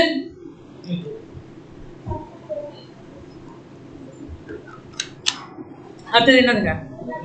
தண்ணீர் தொட்டி. ஓகேங்களா? தண்ணீர் தொட்டி எப்படி இருக்கு அப்படி பார்த்தா அது வந்து செம்பு தான், ஆனா எப்படி இருக்கு பார்த்தீங்கன்னா பளபளப்பாக்கப்பட்ட செம்பு. ஓகேங்களா? ஏன் பளபளன்னு இருக்குது அப்படி பார்த்தீங்கன்னா அந்த தண்ணீர் தொட்டி முன்னாடி போய் நின்று வைங்களேன், அப்படி நம்மளை பிரதிபலிக்கும். இப்ப நாம ஃபுல்லா அழுக்குல இருக்கும். இப்ப அங்க போய் நின்றோம் அப்படின்னா அங்க என்ன தெரியும்? நம்மளோட அழுக்கு எல்லாமே மொத்தமா தெரியும். ஆமா, என்ன இருக்கோ அது அப்படியே அங்க தெரியும். ஓகேங்களா? இப்ப அங்க போய் நம்ம போய் கம்பேர் பண்றோம், போய் பார்க்கிறோம். அது முன்னாடி போய் பார்க்கும் போது பாத்தீங்கன்னா அந்த அழுக்கு ஃபுல்லா தெரியுது நமக்கு. ஓகேங்களா? அப்போ தண்ணீர் தொட்டி யாரை குறிக்கும்? இவர் கூட கம்பேர் பண்ணோம் அப்படின்னா நம்ம அழுக்கு மொத்தமும் தெரியுது. யாருங்க? அப்போஸ்தலர்களா? அதுவும் யார் தான்? நம்ம ஆண்டவராகிய இயேசு கிறிஸ்து தான். ஓகேங்களா? இப்ப எப்படி சொல்றோம் இங்க? இப்ப வந்து நம்ம ஒரு இன்ஸ்டிடியூஷன்ல ஒர்க் பண்றோம். ஓகேங்களா? இப்ப நமக்குள்ள ஒரு சில கெட்ட குணங்கள், ஒரு சில கெட்ட குணங்கள் இருக்காது, ஒரு சில ஏதோ ஒரு தவறான குணங்கள் இருக்க வைங்களேன். இப்ப நம்மளை விட நல்ல ஒரு குணத்துல இருக்கிறவங்க கூட கம்பேர் பண்ணோம்னா நம்மளோட கெட்ட குணம் தெரியும். ஓகேங்களா? நம்மளை விட மோசமான ஒரு இடத்துல இருக்கிறாரு, அவர் கூட கம்பேர் பண்ணும்போது நம்ம எப்படி தெரியும்? நல்லவரா தெரியும். அவருக்கு நான் எவ்வளவோ தேவலாம் தெரியும். ஆனா நம்மளை விட கொஞ்சம் பெட்டரா இருக்கிறவங்க கூட கம்பேர் பண்ணும்போது நம்மளுக்கு எப்படி தெரியும்? அவர் எப்படி இருக்கிறார், நான் எப்படி இருக்கேன் அப்படின்னு தெரியும் இல்லைங்களா? அதேதான். இப்ப அங்க போய் நின்னோம் அப்படின்னா தண்ணீர் தொட்டியை பார்க்கும் போது அந்த தண்ணீர் தொட்டி பளபளன்னு இருக்கு, ஆனா அதுல பிரதிபலிக்கிற நாம எப்படி இருக்கும் அப்படி பார்த்தா அழுக்கா இருக்கும். அப்ப அந்த தண்ணீர் தொட்டி யாரு? ஆண்டவராகிய இயேசு கிறிஸ்து. இயேசு கிறிஸ்துவை பார்க்கும்போது அவர் கூட கம்பேர் பண்ணும்போது அவர் எப்படி இருக்காரு, ஆனா நம்ம எப்படி இருக்கும்? இந்த அளவுக்கு நம்ம அழுக்கா இருக்கும். அப்ப தண்ணீர் தொட்டி யாரை குறிக்கும் அப்படி பார்த்தா நம்ம ஆண்டவராகிய இயேசு கிறிஸ்து. தண்ணீர் தொட்டி ஆண்டவராகிய இயேசு கிறிஸ்துனா அதுக்குள்ள இருக்கிற தண்ணீர், அதுல தண்ணி ஊற்றப்பட்டிருக்குல்ல. இப்ப என்ன பண்ணணும் அப்படி பார்த்தா அந்த தண்ணியை வச்சு என்ன பண்ணுவாங்க? அந்த தண்ணியை வச்சு என்ன பண்ணணும்? இப்ப நம்ம உள்ளார போறோம், ஒரு வீட்டுக்குள்ளார போறோம், வெளியில எதுக்கு தண்ணி வச்சிருப்பாங்க? கழுவுறதுக்கோசம் வச்சிருப்பாங்க. ஏன் அப்படின்னா நம்ம கிட்ட அழுக்கு இருந்துச்சுன்னா அதை கழுவுறதுக்கோசம் அதை என்ன பண்ண போறோம் வச்சிருப்பாங்க. இப்ப தண்ணீர் தொட்டியில இருக்கிற தண்ணீரை எடுத்து நம்ம என்ன பண்ணணுங்க? கழுவணும். இப்ப தண்ணீர் தொட்டி நம்ம ஆண்டவராகிய இயேசு கிறிஸ்து அப்படின்னா அதுல இருக்கிற தண்ணீர் எது? சம்னு வருது, வசனம். ஓகேங்களா, நம்ம ஆண்டவராகிய இயேசு கிறிஸ்து சொன்ன வசனங்கள். எபேசியர் 5ஆம் அதிகாரம் 26ஆம் வசனம். தாம் அதை திருவசனத்தை கொண்டு தண்ணீர் முழுக்கினால் சுத்திகரித்து பரிசுத்தமாக்கிறதுக்கும். அப்ப பரிசுத்தம் ஆகணும் அப்படின்னா அந்த வசனத்தை எடுத்து நம்ம என்ன பண்ணணும், நம்மள சுத்திகரிக்கணும். அந்த வசனம் யார்தான் இருக்கணும் அப்படி பாத்தீங்கன்னா நம்ம ஆண்டவராகிய இயேசு கிறிஸ்துவோட வசனமா இருக்கணும். அப்ப அதை எடுத்து நம்ம என்ன பண்ணணும்னா நம்ம கிட்ட இருக்கிற எல்லா அழுக்கையும் நம்ம என்ன பண்ணணும் அப்படி பார்த்தா சுத்திகரிக்கக்கூடிய ஒரு வேலையை செய்யணும். ஓகேங்களா, இப்ப வரைக்கும் நம்ம எதை தான் பார்த்திருக்கோம், என்னதான் பார்த்திருக்கோம்? இல்ல, மொத்தம் 3 இருந்துச்சு இல்லைங்களா? எதுதான் பார்த்திருக்கோம்? பிரகாரத்தை தான் பார்த்திருக்கோம். பிரகாரத்துல பலிபீடம் இருக்கு. பலிபீடம் யாரு பார்த்தீங்கன்னா நம்ம ஆண்டவராகிய இயேசு கிறிஸ்து. அது மேல ஒரு பலி செலுத்தப்பட்டிருக்கு. அந்த பலியும் யாரு அப்படின்னு பார்த்தீங்கன்னா நம்ம ஆண்டவராகிய இயேசு கிறிஸ்து. அதை தாண்டி போகணும், அந்த பலியை பார்த்துக்கிட்டே போனோம் அப்படின்னா என்ன வருதுங்க, தண்ணீர் தொட்டி வருது. அந்த தண்ணீர் தொட்டிக்கு நேரா போய் நின்றோம் அப்படின்னா நம்ம கிட்ட இருக்கிற எல்லா பாவமும் தெரியுது, எல்லா அழுகும் தெரியுது. ஏன் அப்படின்னா பலபலப்பாக ஆக்கப்பட்ட அந்த தண்ணீர் தொட்டி யாரு அப்படின்னு பார்த்தா நம்ம ஆண்டவராகிய இயேசு கிறிஸ்து. இயேசு கிறிஸ்து கூட கம்பேர் பண்ணும்போது நம்மலாம் ஒரு கால் தூசியா தான் நம்ம என்ன இருக்கும் பார்த்தீங்கன்னா இருக்கும். அப்போ அப்படியே இருக்கணுங்க, அப்படியே நம்ம பரிசுத்த ஸ்தலத்துக்குள்ள போயிடலாமா அப்படி பார்த்தீங்கன்னா போக முடியாது. அப்ப என்ன பண்ணணும் பார்த்தீங்கன்னா அந்த தண்ணீர் தொட்டியில் இருக்கிற தண்ணீரை எடுத்து நம்ம சுத்திகரிக்கணும். அப்ப சுத்திகரிக்கிறதுக்கு அந்த தண்ணீர் யூஸ் பண்றோம். அந்த தண்ணீர் எதை குறிக்குது அப்படி பார்த்தா நம்ம ஆண்டவராகிய இயேசு கிறிஸ்துனுடைய வசனத்தை குறிக்குது. இப்ப நம்ம சுத்திகரிச்சுட்டோம். சுத்திகரிச்சதுக்கு அப்புறம் எங்க போனோம் அப்படி பாத்தீங்கன்னா எங்க போனோங்க, பரிசுத்த ஸ்தலத்துக்கு போனோம். இப்ப பரிசுத்த ஸ்தலத்துக்கு போறதுக்கு முன்னாடி இன்னொரு ஒரு கேட் இருக்கு இல்லைங்களா, 2வது ஒரு வாசல் இருக்கு. இப்ப இந்த 2வது வாசல் யாரு? ஃபர்ஸ்ட் வாசல் நம்ம ஆண்டவராகிய இயேசு கிறிஸ்து, நானே வாசல்னு சொல்லிட்டாரு. 2வது வாசல் யாரு? அதுவும் அவரே தான், நம்ம ஆண்டவராகிய இயேசு கிறிஸ்து. எப்படி அவர் ஆண்டவராகிய இயேசு கிறிஸ்து அப்படின்னு சொல்லி சொல்றோம் அப்படி பாத்தீங்கன்னா திருப்பி நம்ம எங்கதான் போய் ஆகணும், எந்த வசனங்க, எபிரேயருக்கு போறோம். எபிரேயர் 10ஆம் அதிகாரம் 19ஆம் வசனம். ஆகையால் சகோதரரே, நாம் பரிசுத்த ஸ்தலத்தில் பிரவேசிப்பதற்கு இயேசுவானவர் தமது மாம்சமாகிய திரையின் வழியாய் புதிதும் ஜீவனுமான மார்க்கத்தை நமக்கு உண்டு பண்ணினபடியால். இப்ப பரிசுத்த ஸ்தலத்துக்குள்ள போகணும் அப்படின்னா அந்த ஒரு வழியை தான் யூஸ் பண்ணணும். இப்ப அந்த வழி யார் தான் அப்படி பார்த்தா நம்ம ஆண்டவராகிய இயேசு கிறிஸ்து. ஆனா நம்ம ஆண்டவராகிய இயேசு கிறிஸ்து தான் மாம்சத்துல இருந்தாரு இல்லைங்களா? அந்த மாம்சத்தை எத்தனை நாள் இருந்தாரு, எத்தனை வருஷம் இருந்தாரு இந்த உலகத்துல? 33 வருஷம். அதை எதை வச்சு சொல்றீங்க? பைபிள்ல வசனம் இருக்கா? இருக்கு. 33 வருஷம் அவர் உயிரோட இருந்திருக்காரு. 33 வருஷம் எப்படி இருந்தாரு அப்படி பாத்தீங்கன்னா எப்படி இருந்தாருன்றத சொல்றோம் அப்படின்னா தானியல்ல இந்த வசனம் இருக்கு. 70 வார தீர்க்க தரிசனம் இருக்கு இல்லைங்களா, நம்ம படிப்போம் கிறிஸ்துமஸ் சப்ஜெக்ட்ல, அதெல்லாம் படிப்போம். ஓகேங்களா, 33 வருஷம் தேவன் இயேசு கிறிஸ்து உயிர் வாழ்ந்தாரு. அந்த 33 வருஷத்துல 30 வருஷம் என்னவா இருந்தாரு பாத்தீங்கன்னா உலக காரியங்கள்ல, அந்த ஒரு சில விஷயங்கள்ல, ஏன்னா உலக காரியங்கள்லாம் நம்ம தப்பா எடுத்துக்க தேவையில்ல. அவர் ஞானஸ்தானம் எடுக்கிறதுக்கு முன்னாடி, அவர் ஊழியத்துக்குள்ளார வரதுக்கு முன்னாடி இருந்த ஒரு காலகட்டம். ஓகேங்களா, அப்ப அந்த 30 வயசுல அவர் என்ன பண்றாரு பாத்தீங்கன்னா ஒரு ஞானஸ்தானம் எடுத்து அவர் என்ன பண்றாரு பார்த்தா அடுத்த ஸ்டேஜ் அவர் என்ன பண்றாரு பார்த்தீங்கன்னா கடற்கரை பிரகாரத்துல இருக்கிறோம். பரிசுத்த ஸ்தலத்துக்கு போகணும் அப்படின்னா இயேசு கிறிஸ்துவோட வழியா தான் நம்ம என்ன பண்ண முடியும், அப்படி போக முடியும். அப்ப இயேசுவானவர் தமது மாம்சமாகிய தெரியின் வழிதாய் புதிதும் ஜீவனுமான மார்க்கத்தை நமக்கு உண்டு பண்ண. அப்ப புதிதும் ஜீவனுமான மார்க்கத்தை என்ன பண்றாரு பார்த்தா உண்டு பண்றாரு. அந்த உண்டு பண்ணக்கூடிய அந்த வழிதான் என்ன அப்படி பார்த்தா ஞானஸ்தானம். இயேசு கிறிஸ்து எடுத்தாரு இல்லைங்களா ஞானஸ்தானம், அந்த மாதிரியான ஒரு ஞானஸ்தானம் யார் எடுக்கிறாங்களோ அவங்க தான் என்ன எதுக்குள்ளார போக முடியும் அப்படி பார்த்தா பரிசுத்த ஸ்தலத்துக்குள்ளார போக முடியும். இயேசு கிறிஸ்து என்ன ஞானஸ்தானம் எடுத்தாரு அப்படி பாத்தீங்கன்னா அவர் போய் யோர்தான் நதியில போய் நின்றாரு. அப்போ நிக்கும் போது யார் கொடுத்தாங்க பாத்தீங்கன்னா யோவான் ஸ்நானகன் ஞானஸ்தானம் கொடுத்தாரு. ஓகேங்களா, அப்போ இயேசு கிறிஸ்து எடுக்கிற ஞானம் அவர் ஒரு ஞானஸ்தானம் கொடுக்குறாரு. யாரு? நம்ம ஆண்டவராகிய இயேசு கிறிஸ்து எடுத்ததுக்கு அப்புறம் இயேசு கிறிஸ்து ஒரு சில ஞானஸ்தானம் கொடுக்குறாரு. அந்த ஞானஸ்தானம் வழியா தான் நம்ம என்ன பண்ண முடியும் அப்படி பார்த்தா பிரவேசிக்க முடியும். அந்த ஞானஸ்தானம் என்ன அப்படி பார்த்தீங்கன்னா தேவன்கிட்ட போடக்கூடிய ஒரு உடன்படிக்கை. ஓகேங்களா, வசனம் படிச்சீங்கன்னா நம்மளுக்கு தெரியும். பலியினாலே என்னுடைய உடன்படிக்கை பண்ணின என்னுடைய பரிசுத்தவான்களை கூட்டுங்கள். ஓகேங்களா, அப்போ இயேசு கிறிஸ்து ஒரு ஞானஸ்தானம் எடுக்கிறாரு. அது என்ன அப்படி பார்த்தா தேவன்கிட்ட ஒரு உடன்படிக்கை போடுறாரு. அந்த உடன்படிக்கை என்ன அப்படின்னு பாத்தீங்கன்னா தேவனே உங்களுடைய சித்தத்தை செய்ய இதோ வருகிறேன், புஸ்தக சுருளில் என்னை குறித்து எழுதியிருக்கு. அப்போ தேவனுடைய திட்டத்தை செய்யறதுக்கு அவர் ஸ்டார்ட் பண்ணும்போது அவர் எப்படி ஸ்டார்ட் பண்றாரு பாத்தீங்கன்னா ஒரு ஞானஸ்தானத்தோட அவர் என்ன பண்றாரு பாத்தீங்கன்னா ஸ்டார்ட் பண்றாரு. நம்ம எத்தனை பேர் ஞானஸ்தானம் எடுத்திருக்கோம்? கை தூக்கவே பயமா இருக்குல்ல? ஏன் அப்படின்னா ஞானஸ்தானம்னா என்னன்னே தெரியாம நம்ம என்ன பண்ணிட்டோம், ஞானஸ்தானம் எடுத்துட்டோம். ஆனா ஞானஸ்தானம்னா என்ன அப்படின்னா கிறிஸ்து எடுத்தாரு இல்லைங்க ஞானஸ்தானம், அது ஒரு லைஃப் அவர் என்ன பண்ண போறாரு பாத்தீங்கன்னா ஒரு ஊழியத்தை ஸ்டார்ட் பண்ண போறாரு. அந்த ஊழியம் முழுக்க முழுக்க யாருடையதான் இருக்க போது பாத்தீங்கன்னா தேவனுடையதான் இருக்க போது. அவருடைய சித்தத்தின்படி அவர் எதுவுமே செய்ய போறதில்ல, எல்லாமே தேவனுடைய சித்தத்தின்படி தான் செய்ய போறாரு. அதுக்கு ஒரு ஸ்டார்டிங் பாயிண்ட் தான் என்ன அப்படின்னு பார்த்தா ஞானஸ்தானம். ஓகேங்களா? அப்படி எடுத்த ஞானஸ்தானத்துக்கு வழியா போனா மட்டும்தான் தேவனுடைய சித்தத்தை செய்ய முடியும். இப்ப நம்ம எடுத்த ஞானஸ்தானத்தை எடுத்துட்டு நம்ம தேவனுடைய சித்தத்தின்படி செய்யறோமா? நம்ம யோசிச்சு பார்த்தோம்னா ஏதாவது 1-2 தேவனுடைய சித்தத்தின்படி இருக்கும். 99% எதைப்படிதான் இருக்கும்? நம்மளுடைய சித்தத்தின்படி தான் இருக்கும். நமக்கு என்ன விருப்பமோ அதை தான் செஞ்சுட்டு இருக்கோமே தவிர தேவனுடைய சித்தத்தின்படி செய்யல. நம்ம எப்ப தேவனுடைய சித்தத்தின்படி செய்யறோமோ முழுக்க முழுக்க அப்பதான் நம்ம என்ன பண்றோம் அப்படின்னு பார்த்தா ஞானஸ்தானத்துக்குள்ளார போறோம்னு அர்த்தம். ஓகேங்களா? அப்போ யோவான் கொடுத்திருந்தாரு இல்லைங்களா, ஒரு யோவான் ஸ்தானம் கொடுத்திருந்தாரு இல்லைங்களா? அப்ப அந்த ஞானஸ்தானம் என்ன? அந்த ஞானஸ்தானம் என்ன அப்படி பாத்தீங்கன்னா யூதர்களுக்கான மன திரும்புதலுக்கான ஞானஸ்தானம் அவர் கொடுத்தது. ஆனா கிறிஸ்து கொடுத்த ஞானஸ்தானம் என்ன அப்படின்னா மரணத்துக்குள்ளான ஒரு ஞானஸ்தானம். ஓகேங்களா? அது என்னன்றத நம்ம என்ன பண்ணலாம் பாத்தீங்கன்னா இந்த வகுப்போட கடைசி பாடமே அதுதான். ஞானஸ்தானம்னு ஒரு வகுப்பு இருக்கு. அந்த வகுப்புல நம்ம ஃபுல்லா பார்க்கலாம் அது என்னன்றத. நம்ம இப்ப இதை மட்டும் தெரிஞ்சுக்கலாம். கிறிஸ்து கொடுத்த ஞானஸ்தானம் என்ன அப்படின்னு பாத்தீங்கன்னா மரணத்துக்குள்ளான ஒரு ஞானஸ்தானம். ஓகேங்களா? இப்ப அந்த ஞானஸ்தானத்தின் வழியா தான் கிறிஸ்து வந்து என்ன பண்றாரு பாத்தீங்கன்னா போனாரு. இப்ப அதே வழியில யார் போறாங்களோ அவங்களால அது மட்டும்தான் எதுக்குள்ளார போக முடியுங்க, மகா பரிசுத்த ஸ்தலத்துக்குள்ளார போக முடியும் இல்லைங்களா? இங்க இந்த வசனத்தை வந்து நீங்க வந்து ஸ்ட்ரைட்டா எடுத்து படிச்சீங்களா, ஏதோ இயேசு கிறிஸ்து வந்து சதையை பிரிச்சு இதுக்குள்ளார போங்க அப்படின்னு அனுப்புற மாதிரி இருக்கு. அப்படி இல்லை, அவர் வந்து ஒரு புதிய மார்க்கத்தை உண்டு பண்ணியிருக்காரு. அதுதான் என்ன அப்படின்னு பார்த்தா ஞானஸ்தானம். அந்த ஞானஸ்தானத்தின்படி நம்ம போனா மட்டும்தான் நம்மளால என்ன பண்ண முடியும் அப்படின்னு பார்த்தா மகா பரிசுத்த ஸ்தலத்துக்குள்ளார பிரவேசிக்க முடியும். அப்படி அந்த ஞானஸ்தானம் எடுக்கிறவங்கள மட்டும்தான் என்னவா இருக்காங்க, யாரெல்லாம் அந்த ஞானஸ்தானம் எடுக்கிறாங்களோ அவங்களாம் என்ன பண்றாங்க அப்படின்னா கிறிஸ்துவ என்ன பண்றாங்க, ட்ரெஸ்ஸா தச்சுக்கிறாங்க. படிக்கலாம் பாருங்க, கலாத்தியர் 3:27. ஏனெனில் உங்களில் கிறிஸ்துவுக்குள்ளாக, எதுக்குள்ளாக? கிறிஸ்துவுக்குள்ளாக ஞானஸ்தானம் பெற்றவர்கள் எத்தனை பேரோ அத்தனை பேரும் கிறிஸ்துவ என்ன பண்ணிருக்கீங்க, தரித்து கொண்டீர்களே. அப்போ இது முன்னாடி வசனம் படிச்சு இல்லைங்களா, அவரோட மாம்சத்தின் திரையின் வழியாய் அப்படின்னு சொல்லி படிச்சிருங்களா? அப்ப கிறிஸ்துக்குள்ளார போறோம் அப்படின்னா கிறிஸ்துக்குள்ளார இருக்கும் அப்படின்னா அப்ப கிறிஸ்துக்குள்ளார இருக்கும் அப்படின்னா நம்ம கிறிஸ்து நமக்கு என்னவா இருக்காரு அப்படின்னு பார்த்தா ட்ரெஸ்ஸா இருக்காரு. புரியுதுங்களா?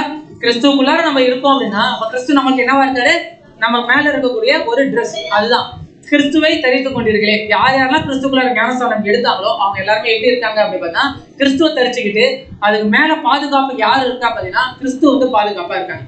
இப்ப யாரெல்லாம் கிறிஸ்துக்குள்ளாக ஞானஸ்தானம் எடுத்தாங்களோ அவங்களுக்குலாம் ஒரு பேர் தேவன் கொடுக்குறாரு. என்னங்க? 2 கொரிந்தியர் 5:17. இப்படி இருக்க ஒருவன் கிறிஸ்துவுக்குள் இருந்தால் ஞானஸ்தானம் எடுத்தாலும் இல்ல, ஞானஸ்தானம் எடுத்துட்டால் அப்புறம் தெளிப்பு ஞானஸ்தானம் எடுத்தால் குழந்தை ஞானஸ்தானம் எடுத்தால் அப்படிலாம் இல்ல. இப்படி இருக்க ஒருவன் கிறிஸ்துவுக்குள் இருந்தால் புது சிருஷ்டியா இருக்காங்க. அப்ப கிறிஸ்துவுக்குள்ளார யாரெல்லாம் ஞானஸ்தானம் பெற்று கிறிஸ்துவுக்குள்ளார இருக்காங்களோ அவங்க பேர் என்னங்க, புது சிருஷ்டி. ஓகேங்களா? அப்ப பழைய சிருஷ்டி அவங்க என்ன பண்ணிட்டாங்க, வெளியிலே விட்டுட்டாங்க. அது வந்து எல்லாமே வந்து பார்த்தா அவங்க சித்தப்படி செஞ்சது. அப்ப கிறிஸ்துவுக்குள்ளார வரும்போது பாத்தீங்கன்னா அவங்க புது சிருஷ்டியா மாறிட்டாங்க. இதுக்கப்புறம் செய்யக்கூடிய எல்லா வேலைகளும் தேவனுக்கு ஏற்ற ஒரு சித்தத்தின்படி செய்யுது. அதுதானே இயேசு கிறிஸ்து செஞ்சாரு. தேவனுடைய சித்தத்தின்படி மட்டும்தான் கிறிஸ்து செஞ்சார். அதேதான் இப்ப யாரும் செய்யணும் அப்படின்னா கிறிஸ்துவ பின்பற்றவங்களும் என்ன பண்ணணும் அப்படின்னா தேவத்தின் சித்தத்தின்படி செய்யும் போது அவங்க எப்படி இருக்காங்க பாத்தீங்கன்னா புது சிருஷ்டியா இருக்கிறான். பழையவைகள் ஒழிந்து போயின, எல்லாம் எப்படி ஆயிடுச்சுங்க, புதிதாயின. அது எப்ப கிறிஸ்துக்குள்ளாக ஞானஸ்தானம் எடுக்கிறோமோ. நம்ம எடுத்ததெல்லாம் ஞானஸ்தானங்களா, வெறும் ஸ்நானம், ஞானமே இல்லாம ஒரு ஸ்நானத்தை தான் நம்ம எடுத்தோம் இல்லைங்களா? அப்ப எப்ப நம்ம ஞானஸ்தானம் எடுக்கணும் அப்படின்னா கிறிஸ்துக்குள்ளாக அவருடைய சித்தத்தின்படி நம்ம எப்ப செய்ய ஸ்டார்ட் பண்றோமோ, எப்ப கிறிஸ்துவின் அடிச்சுவடுகளை முழுமையா பின்பற்றுமோ அப்பதான் வந்து கிறிஸ்துக்குள்ளாக என்ன பண்ண பண்றோம், ஞானஸ்தானம் எடுக்கப்பட்டிருக்கோம். அப்பதான் நம்ம எதுக்குள்ளாரே நுழைய முடியுங்க, பரிசுத்த ஸ்தலத்துக்குள்ளார நுழைய முடியும். சரி, பரிசுத்த ஸ்தலத்துக்குள்ளார போயாச்சு. அங்க போனோடனே அங்க என்னென்ன இருக்கு, மேஜை இருக்கு இல்லைங்களா? மேஜத்துக்கு மேல என்ன இருக்கு, இப்ப சொல்லுங்க என்ன இருக்கு? 6 என்னது, 6 12 அப்பம் இருக்குது. அப்பம் இருக்கு. ஓகேங்களா? அங்க என்ன பண்ணப்பட்டிருக்கு, அப்பம் வந்து அடுக்கி வைக்கப்பட்டிருக்கு. அந்த அப்பம் எப்படி அடுக்கப்பட்டிருக்கு பாத்தீங்கன்னா 6 அடுக்கப்பட்டிருக்கு. எப்படிங்க 6 இப்பயும் எது ஞாபகம் வருதுங்களா? 12 6 66 இல்லைங்களா? 12 நேரம் கூட எடுக்க விட்டுருக்கலாம், இல்ல 4 நாளா கூட வச்சிருக்கலாம்ல. 6 ஏன் எடுக்கப்பட்டிருக்குன்னா இது ஒரு 6 இது ஒரு 6 66 66 66 வேதாக புத்தகங்கள். ஓகேங்களா?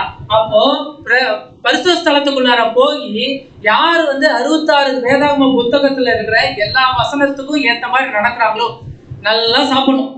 அப்போ எப்படி சாப்பிடப்படுதோ அதே மாதிரி அங்க போயிட்டு எல்லாத்தையும் அந்த வசனங்களை நல்லா சாப்பிடணும். சாப்பிட்டோம் அப்படின்னா ஒரு பெட்டரான ஒரு லைஃப் என்ன பண்ண முடியும், அவங்களால வாழ முடியும். பிரகாரத்துல இருக்கிற சாப்பாடை விட அங்க கிடைக்கிற சத்தியத்தை விட பரிசுத்த ஸ்தலத்துக்குள்ளார கிறிஸ்துக்குள்ளார நம்ம வந்ததுக்கு அப்புறம் பரிசுத்த ஸ்தலத்துக்குள்ளார கிடைக்கிற சாப்பாடு அந்த ஒரு சத்தியம் இன்னும் நம்மளை எப்படி இங்க கொண்டு போவோம் அப்படின்னு பார்த்தா ஒரு பெட்டரான ஒரு லைஃப்க்கு கொண்டு போவோம். மத்திய 4ஆம் அதிகாரம் 4ஆம் வசனம்.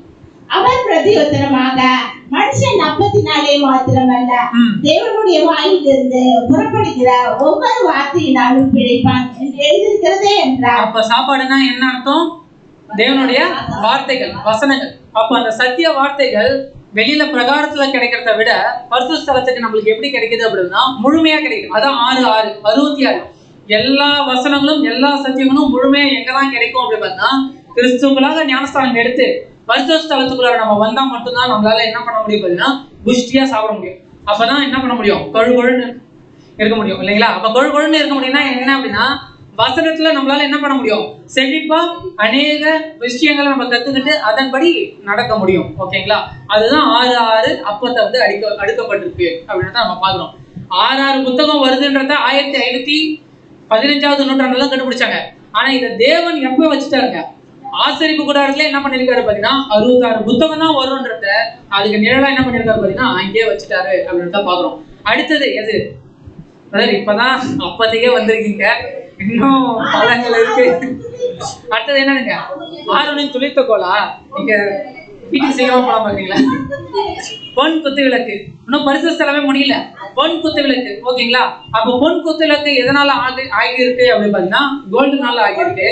அப்ப பொன் குத்து விளக்கு என்ன கொடுக்குது, வெளிச்சத்தை கொடுக்குது. ஓகேங்களா? அப்போ யார் வந்து அந்த 66 புத்தகங்களும் படித்து அந்த ஒரு சத்தியத்தை கேட்டு நல்லா செழிப்பா இருக்காங்களோ அவங்க என்ன பண்ணுவாங்க பார்த்தீங்கன்னா குத்து விளக்கு மாதிரி என்ன பண்ணுவாங்க, பிரகாசமா அந்த பரிசுத்த ஸ்தலத்துக்கு என்ன தருவாங்க அப்படி பாத்தீங்கன்னா ஒரு வெளிச்சத்தை கொடுப்பாங்க. மத்தேயு 5ஆம் அதிகாரம் 16ஆம் வசனம். இவ்விதமாய் மனுஷர் உங்கள் நற்கிரியைகளை கண்டு பரலோகத்தில் இருக்கிற உங்கள் பிதாவை மகிமைப்படுத்தும்படி உங்கள் வெளிச்சம் அவர்கள் முன்பாக பிரகாசிக்க கடவுது. அப்ப நம்மளுடைய நடக்கைகள் நம்மளுடைய அந்த கிரியைகள்லாம் பார்த்து உலக ஜனங்கள் என்ன பண்ணுவாங்க பாத்தீங்கன்னா நம்மளுடைய வெளிச்சத்தை பார்த்து அந்த ஒரு பிரகாசமா இருக்கிறத பார்த்து அவங்க என்ன பண்ணுவாங்க பாத்தீங்கன்னா தேவனை மகிமைப்படுத்துவாங்க. அந்த அளவுக்கு நம்மளுடைய பிரகாசம் இருக்கணும் அப்படின்னா ஃபர்ஸ்ட் நம்ம எதுக்குள்ளார இருக்கணும், பரிசுத்த ஸ்தலத்துக்குள்ளார இருக்கணும். பரிசுத்த ஸ்தலத்துக்கு எப்படிதான் வரணும் பாத்தீங்கன்னா கிறிஸ்துக்குள்ளார மட்டும்தான் நம்மளால என்ன பண்ண முடியும் பாத்தீங்கன்னா அவர்களும் ஞானஸ்தானம் எடுத்து நம்ம பரிசுத்த ஸ்தலத்துக்குள்ளார வந்து அந்த சத்தியங்களை முழுமையா கேட்டு நம்ம என்ன பண்ணணும் பாத்தீங்கன்னா அந்த ஒரு பிரகாசமான ஒரு லைஃபை வந்து நம்ம என்ன பண்ணணும் பாத்தீங்கன்னா வாழணும். அடுத்தது என்ன இருக்குங்க, தூபபீடம். ஓகேங்களா? இப்ப தூபபீடத்துல என்ன பண்ணுவாங்க, தூபபீடத்துல என்ன பண்ணுவாங்க, அந்த வாசனை வரத்துக்கு என்ன பண்ணுவாங்க பாத்தீங்கன்னா சாம்பல். ஓகேங்களா? சாம்பல் எடுத்து வந்து போடுவாங்க. அது எப்ப அந்த தூபபீடம் அதிக வாசனை கொடுக்கும் அப்படி பாத்தீங்கன்னா எரிக்கப்பட்ட சாம்பல் இருக்கு இல்லைங்களா, அந்த எரிக்கப்பட்ட மாம்சத்தோட சாம்பலை எடுத்து வந்து நம்ம தூபபீடத்துல போடும் போது அது இன்னும் சுகந்த வாசனையா என்ன பண்ணும் பாத்தீங்கன்னா கொடுக்கும். அப்ப அந்த மாதிரி சுகந்த வாசனையா தேவனுக்கு ரொம்ப பிடிச்ச சுகந்த வாசனையா யாராவது பைபிள்ல இருக்காங்களா? தேவனுக்கு பிடிச்ச லைஃப் யாராவது வாழ்ந்தாங்களா? மோசேவா?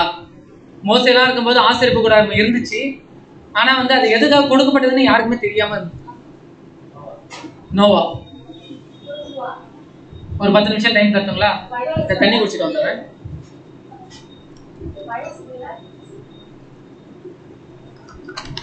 புதிய ஏற்பாடு, புதிய ஏற்பாடு. இவ்வளவு பேரை சொல்றீங்க, நம்ம ஆண்டவராகிய இயேசு கிறிஸ்து எப்படிதான் பண்ணாங்க, அதுக்குள்ளே மறந்துட்டீங்களா? எல்லாருக்கும் அவரே இழுக்கிறோம்னு சொல்லிட்டு விட்டுட்டீங்க போல. சரி, சுகந்த வாசனையை யார் தான் கொடுத்துருக்காங்க அப்படி பார்த்தீங்கன்னா நம்ம ஆண்டவராகிய இயேசு கிறிஸ்துவனுடைய அந்த ஒரு பலி கொடுத்தாருங்களா அவரு, அதான் ஈடு பலின்றத பார்த்தோம் இல்லைங்களா? அப்போ அவருடைய பலி எப்படி இருக்கு அப்படி பார்த்தீங்கன்னா அவர் எரிஞ்சு சாம்பலாயிட்டாரு. ஓகேங்களா? அந்த சாம்பலை கொண்டு வந்து தூபபீடத்துல போடும் போது அவருடைய பலியோட சாம்பல் எப்படி இருக்கு பாத்தீங்கன்னா தேவனுக்கு சுகந்த வாசனையா இருக்கு. எபேசியர் 5ஆம் அதிகாரம் 2ஆம் வசனம். நமக்காக நம்மை தேவனுக்கு கிறிஸ்து நமக்காக கிறிஸ்து நமக்காக தம்மை தேவனுக்கு சுகந்த வாசனையான காணிக்கையாகவும் பலியாகவும் ஒப்பு கொடுத்து நம்மில் அன்பு கூர்ந்தது போல நீங்களும் அன்பிலே நடந்து கொள்ளுங்கள். கிறிஸ்து யாருக்காக? நமக்காக தம்மை தேவனுக்கு சுகந்த வாசனையாக. அப்ப தேவனுக்கு ஒரு சுகந்த வாசனையாக யார் இருந்திருக்கா அப்படி பாத்தீங்கன்னா ஆண்டவரை இயேசு கிறிஸ்து இருந்திருக்காரு. அவர் மரிச்சு அந்த ஒரு பலியினால அவர் சாம்பல், அந்த சாம்பலை கொண்டு போடும்போது எப்படி சுகந்த வாசனையா இருந்துச்சோ, அவருடைய அடிச்சுடுகளை பின்பற்றல நம்மளுடைய அந்த ஒரு பலி எப்படி இருக்கணும் அப்படி பார்த்தீங்கன்னா தேவனுக்கு சுகந்த வாசனையா இருக்கும். அப்ப இயேசு கிறிஸ்து எப்படி மரித்தாரோ, எப்படி அவர் இந்த உலகத்துல ஜீவித்தாரோ, அதே மாதிரி நம்மளுடைய ஜீவம் இருக்கும்போது நம்மளும் எப்படி இருப்போம் அப்படி பார்த்தா தேவனுக்கு சுகந்த வாசனையா இருப்போம்.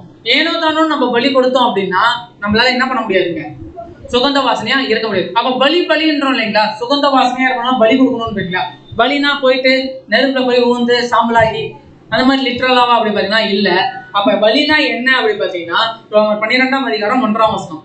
அப்படி இருக்க சகோதரரே, நீங்கள் உங்கள் சரீரங்களை பரிசுத்தமும் தேவனுக்கு பிரியமான ஜீவ பலியாக ஒப்பு கொடுக்கணும். அப்ப ஜீவ பலியாகனா ஜீவன் இருக்கும் போது கொஞ்சம் கொஞ்சமா நம்ம தேவனுக்காக நம்ம பலி செலுத்தணும் இல்லைங்களா? அநேக பாடுகளை நம்ம அனுபவிக்கிறோம், கஷ்டங்களை அனுபவிக்கிறோம், தேவனுக்காக நம்ம நிக்கிறோம் இல்லைங்களா? அதுதான் ஜீவ பலி. அதான் ஜீவன் இருக்கும் போதே நமக்கு செய்யக்கூடிய பலி. அப்படின்னா பலினா என்ன? தேவனுக்காக நமக்கு இருக்கக்கூடிய டைமை தேவனுக்காக கொடுக்கறது. நேரத்தை இப்ப நம்ம கொடுத்து வந்திருக்கோம் இல்லைங்களா, இந்த ஒரு 2 மணி நேரம் அவருக்காக நம்மளுடைய சுகத்தை, அதாவது பலத்தை, சுகத்தை, அப்புறம் பாத்தீங்கன்னா செல்வாக்கு, செல்வம் எல்லாத்தையும் தேவனுக்காக நம்ம கொடுக்குறோம் இல்லைங்களா? அதுதான் ஜீவபலி. ஜீவபலியாக ஒப்பு கொடுக்க வேண்டும் என்று தேவனுடைய இரக்கங்களை முன்னிட்டு உங்களை வேண்டிக் கொள்கிறேன். இதுவே நீங்கள் செய்யத்தக்க புத்தியுள்ள ஆராதனை. இதுதான் ஆராதனை. ஓகேங்களா? அப்ப கிறிஸ்துவ மாதிரி நம்ம என்ன பண்ணணும் அப்படின்னா ஜீவபலியாக ஒப்பு கொடுத்தோம் அப்படின்னா கிறிஸ்து எப்படி சுகந்த வாசனையா தேவனுக்கு இருந்தாரோ அதே மாதிரி நம்மளும் என்னவா இருப்போம், சுகந்த வாசனையா தேவனுக்கு இருக்கும். இப்ப அந்த சுகந்த வாசனை எங்க போதுங்க? தேவன்கிட்ட போகுது. ஓகேங்களா? தேவன்கிட்ட போகுதுன்னா இங்க பரலோகத்துக்கு போகுது. அங்க எங்க போகுது? ஏன் அப்படின்னா பரிசுத்த ஸ்தலத்துல தேவன் இல்ல. பரிசுத்த ஸ்தலத்துல கொடுக்கக்கூடிய அந்த ஒரு கொடுக்கக்கூடிய அந்த ஒரு பலி, அந்த ஒரு சுகந்த வாசனை எங்க போகுது அப்படி பாத்தீங்கன்னா அந்த வாசனை ஃபுல்லா மகா பரிசுத்த ஸ்தலத்துல இருந்து பரிசுத்த ஸ்தலத்துல இருந்து மகா பரிசுத்த ஸ்தலத்துக்குள்ளார போகுது. ஓகேங்களா? அப்ப மகா பரிசுத்த ஸ்தலத்துக்கு யார்கிட்ட போகுது? தேவன்கிட்ட போகுது.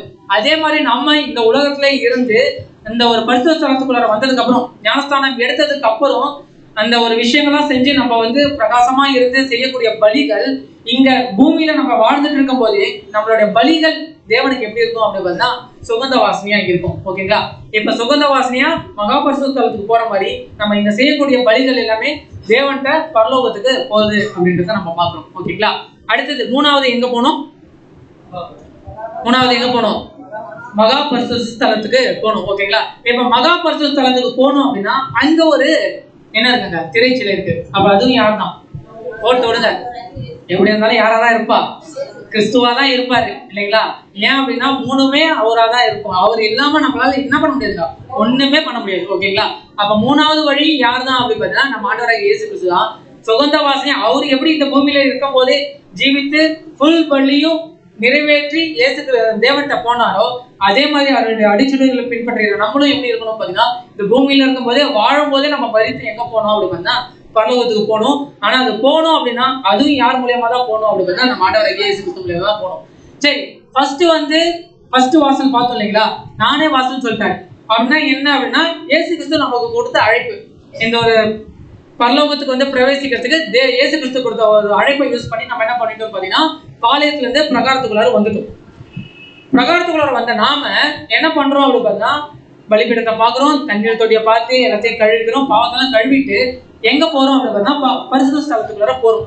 இப்ப பரிசுத்த ஸ்தலத்துக்கு போனோம்னா அதுவும் அவர் தான் வாசல், அந்த வழியும் அவர் தான். ஆனா அந்த வழி என்னவா இருக்கு அப்படி பார்த்தா அவருடைய ஞானஸ்தானமா இருக்கு. ஓகேங்களா? ஞானஸ்தானம் மூலியமா நம்ம என்ன பண்றோம் பாத்தீங்கன்னா உள்ளார வந்துடும்.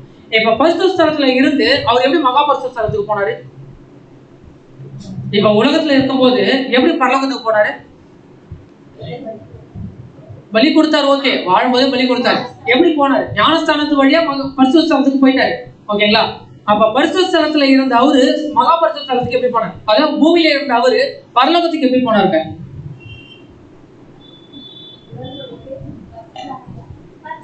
பரிசுத்த ஆவி. ஞானஸ்தானம் எடுத்து உள்ளார வந்துட்டாங்க, பரிசுத்த ஸ்தலத்துக்குள்ளார வந்துட்டாரு. ஓகே, ஜெய் அப்பா எல்லாமே ஓகே. அங்க இருந்து உலகத்துல இருந்து பரலோகத்துக்கு எப்படி போனாங்க? மரணத்தின் வழியா. அவர் மரிச்சதால மட்டும்தானே இங்க இருந்து அவரால் எங்க போக முடியுது?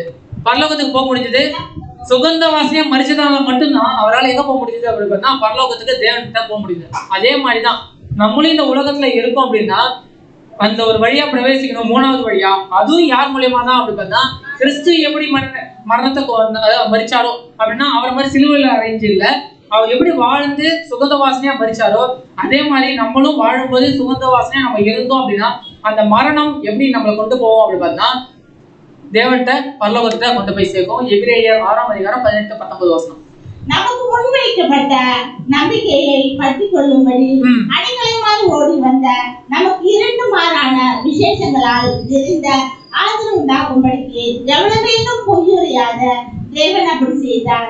அந்த நம்பிக்கை நமக்கு நிலையும் உறுதியும் திரைக்குள்ளாக போகிறதுமான ஆத்ம நம்பிக்கை. எப்படி கிறிஸ்து பூமியில ஜீவபலியா இருந்து பரலோகத்துக்கு போனாரோ அதே மாதிரி நம்மளும் பண்ணா போயிடலாம் அப்படின்ற ஒரு நம்பிக்கை யார்கிட்ட வந்துச்சுங்க? கிறிஸ்து கிட்ட தான் வந்துச்சு. அந்த நம்பிக்கை நமக்கு நிலையும் உறுதியும் திரைக்குள்ளாக போகிறதுமான. அப்ப மூன்றாவது திரைக்குள்ளார போனோம் அப்படின்னா கிறிஸ்துவோடைய மரணத்தின் மூலமா தான் நம்மளால எங்க போக முடியும் பாத்தீங்கன்னா அந்த மூணாவது திரைக்குள்ளார போக முடியும் அப்படின்னு தான் பாக்குறோம். எபிரேயர் 4:15-16 நம்முடைய பலவீனங்களை குறித்து வருத்தப்பட கூடாத பிரதான ஆசாரியரை நமக்கிராமல் எல்லா விதத்திலும் நம்மை போல் சோதிக்கப்பட்டு பாவம் இல்லாதவராய் இருக்கிற பிரதான ஆசாரியரே நமக்கு இருக்கிறார். ஆதலால் நாம் இரக்கத்தை பெறவும் ஏற்ற சமயத்தில் சகாயம் செய்யவும் கிருபை அடையவும் தைரியமாய் கிருபாசன தண்டையில் சேர கடவுள். கிருபாசன தண்டையில யாரு இருக்கா? நம் பிதாவாகிய தேவன் இருக்கார் இல்லைங்களா? கிருபாசன தண்டையில தெரியுதுங்களா? உடன்படிக்கை மேல இருக்கு இல்லைங்களா கிருபாசனம், அங்க வந்து யாரு இருக்கா பார்த்தா தேவன் இருக்கார். அதே மாதிரிதான் எப்படி வந்து இயேசு கிறிஸ்து இருந்தாரோ அதே மாதிரி நம்ம ஜீவித்தோம் அப்படின்னா நம்ம மகா பரிசுத்த ஸ்தலத்துக்குள்ளாரையும் போக முடியும். கிருபாசன தண்டையில நம்ம என்ன பண்ண முடியும் பார்த்தா தேவனோட போய் சேரவும் முடியும். அதுக்கு ஒரே ஒரு நம்பிக்கை யாரு அப்படின்னு பார்த்தா நம்ம ஆண்டவராகிய இயேசு கிறிஸ்து. அப்ப அவரோட வழிச்செடுகளை பின்பற்றினா மட்டும்தான் நம்மளால என்ன பண்ண முடியும் அப்படின்னா அதுக்குள்ளார போக முடியும். அப்ப மகா பரிசுத்த ஸ்தலத்துக்குள்ளார போனதுக்கு அப்புறம் அங்க என்ன இருக்குங்க? மகா பரிசுத்த ஸ்தலத்துக்குள்ளார போயிட்டோம்.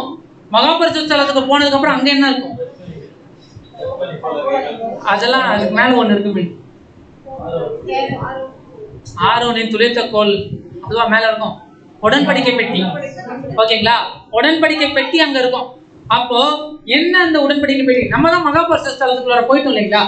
தேவன்கிட்ட போயிட்டு சேர்ந்துட்டோம். அது என்ன உடன்படிக்கை பெட்டி இருக்கு உள்ளார அப்படின்னா என்ன அப்படின்னா நம்ம இந்த உலகத்துல நம்ம ஒரு சில விஷயங்கள்லாம் செஞ்சிருக்கோம், ஒரு சில சாக்ரிஃபைஸ் எல்லாம் பண்ணிருக்கோம் இல்லைங்களா? அதுதான் அந்த உடன்படிக்கை பெட்டிக்குள்ளார இருக்கும்.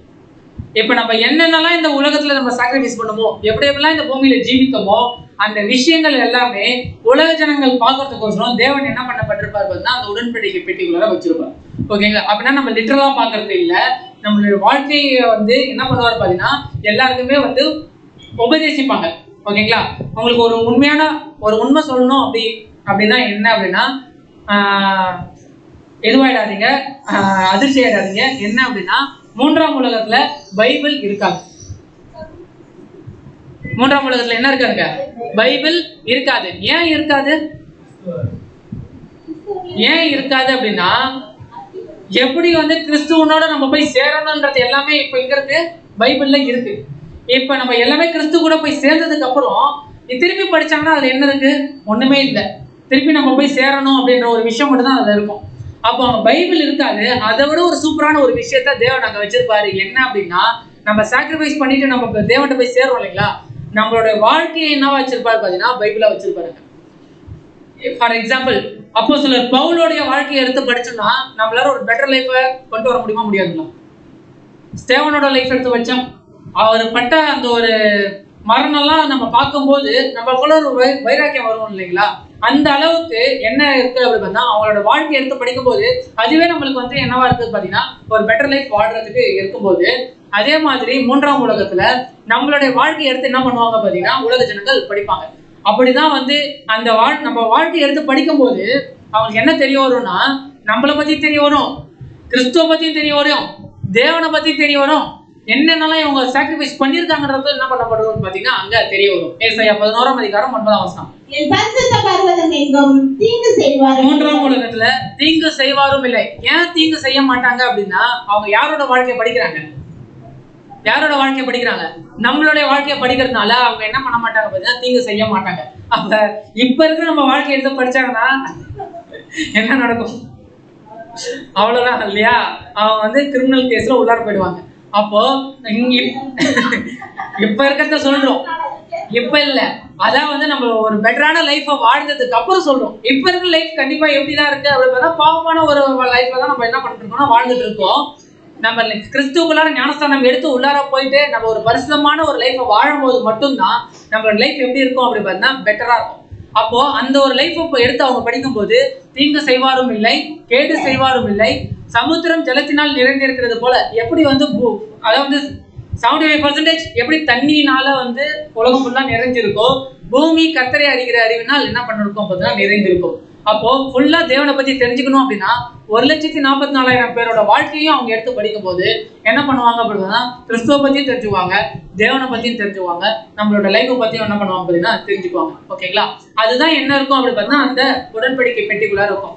அப்போ வந்து பார்க்கும்போது பாத்தீங்கன்னா கற்பலகைனா என்ன அப்படின்னா நமக்கு தேவன் வந்து ஒரு சில விஷயங்கள்லாம் கொடுத்துருப்பாரு இல்லைங்களா? அங்க என்ன பண்ணப்பட்டிருக்குன்னா கற்பலகையில அவங்களுக்கு கொடுக்கப்பட்ட கட்டளைகள் 10 கட்டளைகள் தான் என்ன பண்ணப்பட்டிருக்கும் பார்த்தீங்கன்னா கற்பலைகளை எழுதப்பட்டிருக்கும். அதே மாதிரி நமக்கு தேவன் வந்து ஒரு சில ரூல்ஸ்லாம் கொடுத்துருப்பாரு, ஒரு சில விஷயங்கள்லாம் சொல்லியிருப்பாரு, அதை நம்ம வந்து ஃபாலோ பண்ணியிருப்போம். அதெல்லாம் என்ன பண்ணப்பட்டிருக்கும் பார்த்தீங்கன்னா உலக ஜனங்களுக்கு எடுத்து சொல்லப்படும். அதுதான் கற்பலகைகள். அடுத்த வந்து பார்த்தா மண்ணா வைக்கப்பட்ட பொற்பாத்திரம். என்ன அப்படின்னா இஸ்ரேல் ஜனங்கள் வந்து ஜீவனோட இருக்கணும் அப்படின்னா அவங்களுக்கு என்ன கொடுக்கப்பட்டுச்சுங்க? மண்ணா கொடுக்கப்பட்டுச்சு. ஓகேங்களா? அதை நினைவு கூற மாதிரி அவங்க என்ன பண்ணாங்க பார்த்தீங்கன்னா உடன்படிக்கை பெட்டிக்குள்ளார மண்ணா வைக்கப்பட்ட பொற்பாத்திரத்தை அவங்க வச்சாங்க. அதே மாதிரி நமக்கு ஜீவனை வந்து தேவன் கொடுத்திருக்காரு அப்படின்னா மண்ணா எதை குறிக்கும்? மண்ணானா என்னதுங்க? சாப்பிட்ற பொருள் தானே. அப்ப சாப்பிட்ற பொருள் எதை குறிக்கும்? சத்தியத்தை குறிக்கும். அப்போ நமக்கு கொடுத்த ஒரு சத்தியம் அதை வந்து என்ன பண்ணுவாங்க பார்த்தீங்கன்னா இந்த மாதிரியான சத்தியங்கள்லாம் அவங்களுக்கு கொடுக்கப்பட்டிருக்கு, இந்த மாதிரி அவங்க லைஃப்லாம் வாழ்ந்துருக்காங்க அப்படின்னு உலக ஜனங்களுக்கு முன்னாடி என்ன பண்ணப்பட்டிருக்கும் அப்படின்னா காட்டப்பட்டிருக்கும். அடுத்தது ஆரோனின் துளிர்த்த கோல். இந்த ஆரோனின் துளிர்த்த கோல் சொன்னோம் இல்லைங்களா? இது என்ன நடந்துச்சு அப்படி பார்த்தீங்கன்னா ஆரோன் அதை வந்து பிரதான ஆசாரியரா ஒருத்தர் வந்து சூஸ் பண்ண போற அது ஆரோன் தான்றத தேவன் வந்து சூஸ் பண்ணிட்டாரு. இப்ப மத்தவங்க அவர் கூட ஆரோன் கூட இருக்கிறவங்க என்ன பண்ணாங்கன்னா மோசைகிட்ட போய் முறையிடுறாங்க. ஏன் அவரால் மட்டும் தான் முடியுமா, ஏன் எங்களாலாம் முடியாதா அப்படின்னு சொல்லிட்டு என்ன பண்றாங்க அப்படி பார்த்தா போய் முறையிடுறாங்க. மோசே வந்து என்ன பண்றாருன்னா தேவனே இந்த மாதிரி வந்து அவங்க வந்து கேட்கறாங்க, நான் என்ன பண்றது அப்படின்னு சொல்லும் போது நீ வந்து எதுவும் பண்ண தேவையில்ல, நான் என்ன சொல்றேன்னு அதை மட்டும் செய்ய அப்படின்னு சொல்லிட்டு எல்லாரோட கோலும் வாங்கி அதில் வந்து அவங்கவுங்க சீட்ல அவங்கவுங்க பேர் வந்து சீட்டு போட்டு வச்சுட்டு அடுத்த நாள் யாரோட கோல்ல வந்து துளிர் விட்டு இருக்கோ அது வந்து ஒரு கட்டை ஒரு கோல் தான், அது வந்து எங்கேயுமே நட்டு வச்சது கூட இல்லை. ஓகேங்களா? யாரோட கோல் வந்து துளிர் விட்டு இருக்கோ அவங்க தான் வந்து பாத்தீங்கன்னா தேவன் சூஸ் பண்ணவர் அப்படின்றத அவங்க தெரிஞ்சுக்குவாங்க. அப்படின்னு இவங்க வந்து சீட்டு போட்டாங்க. போட்டதுக்கு அப்புறம் அடுத்த நாள் பாக்குறாங்க ஆரோனுடைய கோல்ல மட்டும் என்ன இருக்கு பாத்தீங்கன்னா துளிர் விட்டு இருக்கு. ஓகேங்களா? அப்போ அங்கதான் யாரு சூஸ் பண்றாங்க பாத்தீங்கன்னா ஆரோனை வந்து சூஸ் பண்ணாரு தேவன் அப்படின்றது தெரியுது. அதே மாதிரிதான் உலக ஜனங்கள் மத்தியில, கிறிஸ்தவர்கள் மத்தியில, சபை மக்கள் மத்தியில, சத்தியத்தை கேட்கறவங்க மத்தியில இப்ப நம்மள சூஸ் பண்றாரு தேவன் அப்படின்னா அவங்கள காட்டிலும் ஒரு பெட்டரான லைஃப், ஒரு growth யார்கிட்ட இருக்கும் பாத்தீங்கன்னா நம்ம கிட்ட இருக்கும். எல்லாருமே ஒரே மாதிரியா தான் இருப்பாங்க. ஆனா அவங்கள காட்டிலும் எப்படி அங்க வந்து மத்தவங்களை காட்டிலும் பிரதான ஆசாரியரான ஆரோனுக்கு ஒரு growth இருந்துச்சோ அந்த கோல்ல, அதே மாதிரி நம்மளுக்கும் எப்படி இருக்கும் பாத்தீங்கன்னா மத்தவங்களை காட்டிலும் நம்ம கிட்ட எப்படி இருக்கும் பாத்தீங்கன்னா ஒரு growth இருக்கும். அந்த growth வந்து காமிக்கிறத தேவன் என்ன பண்ணுவார் பாத்தீங்கன்னா அங்க 3ஆம் உலகத்துல உலக ஜனங்கள் மத்தியில எல்லாத்தையும் அவர் என்ன பண்ணுவார் பாத்தீங்கன்னா ஷோகேஸ் பண்ணுவார். அதுதான் என்ன அப்படி பாத்தீங்கன்னா ஆரோனை போல் அழைக்கப்பட்டால் ஒழிய தேவனால் அழைக்கப்பட்டால் ஒழிய ஒருவனும் இந்த கனமான ஊழியத்துக்கு தானாய் ஏற்படுகிறது இல்லை. தேவன் அழைச்சார், அதனாலதான் நீங்க என்ன பண்றீங்க பாத்தீங்கன்னா இங்க வந்து உட்கார்ந்து சத்தியத்தை கேட்கறீங்க. தேவன் அழைக்கல அப்படின்னா கண்டிப்பா என்ன பண்ண முடியாது பாத்தீங்கன்னா ஒண்ணுமே பண்ண முடியாது. நாங்களும் அநேக பேருக்கு சத்தியத்தை கொண்டு போய் சேர்க்கறதுக்கு பிரயாசப்பட்ட நிறைய பேருக்கு நாங்க சொல்லியிருக்கோம். ஆனா எல்லாருமே வந்து கேட்கறதுக்கு வந்திருக்காங்களா மனவாஞ்சியா அப்படி பாத்தீங்கன்னா இல்ல. அப்போ உங்களை வந்து தேவன் அழைச்சிருக்காரு அப்படின்னா நீங்க எப்படி அழைக்கப்பட்டிருக்கீங்க? ஆரோனை போல். ஆரோன் சும்மா அழைக்கப்படல, உலக ஜனத்துல, இஸ்ரேல் ஜனத்துல, லேவி கோத்திரத்துல, கோகாத் வம்சத்துல, அதுக்கப்புறம் பிரகாரத்துக்கு வரணும், பல விஷயங்களை கடந்துதான் அவர் எங்க போனாருங்க? மகா பரிசுத்த ஸ்தலத்துக்குள்ளார போனார்.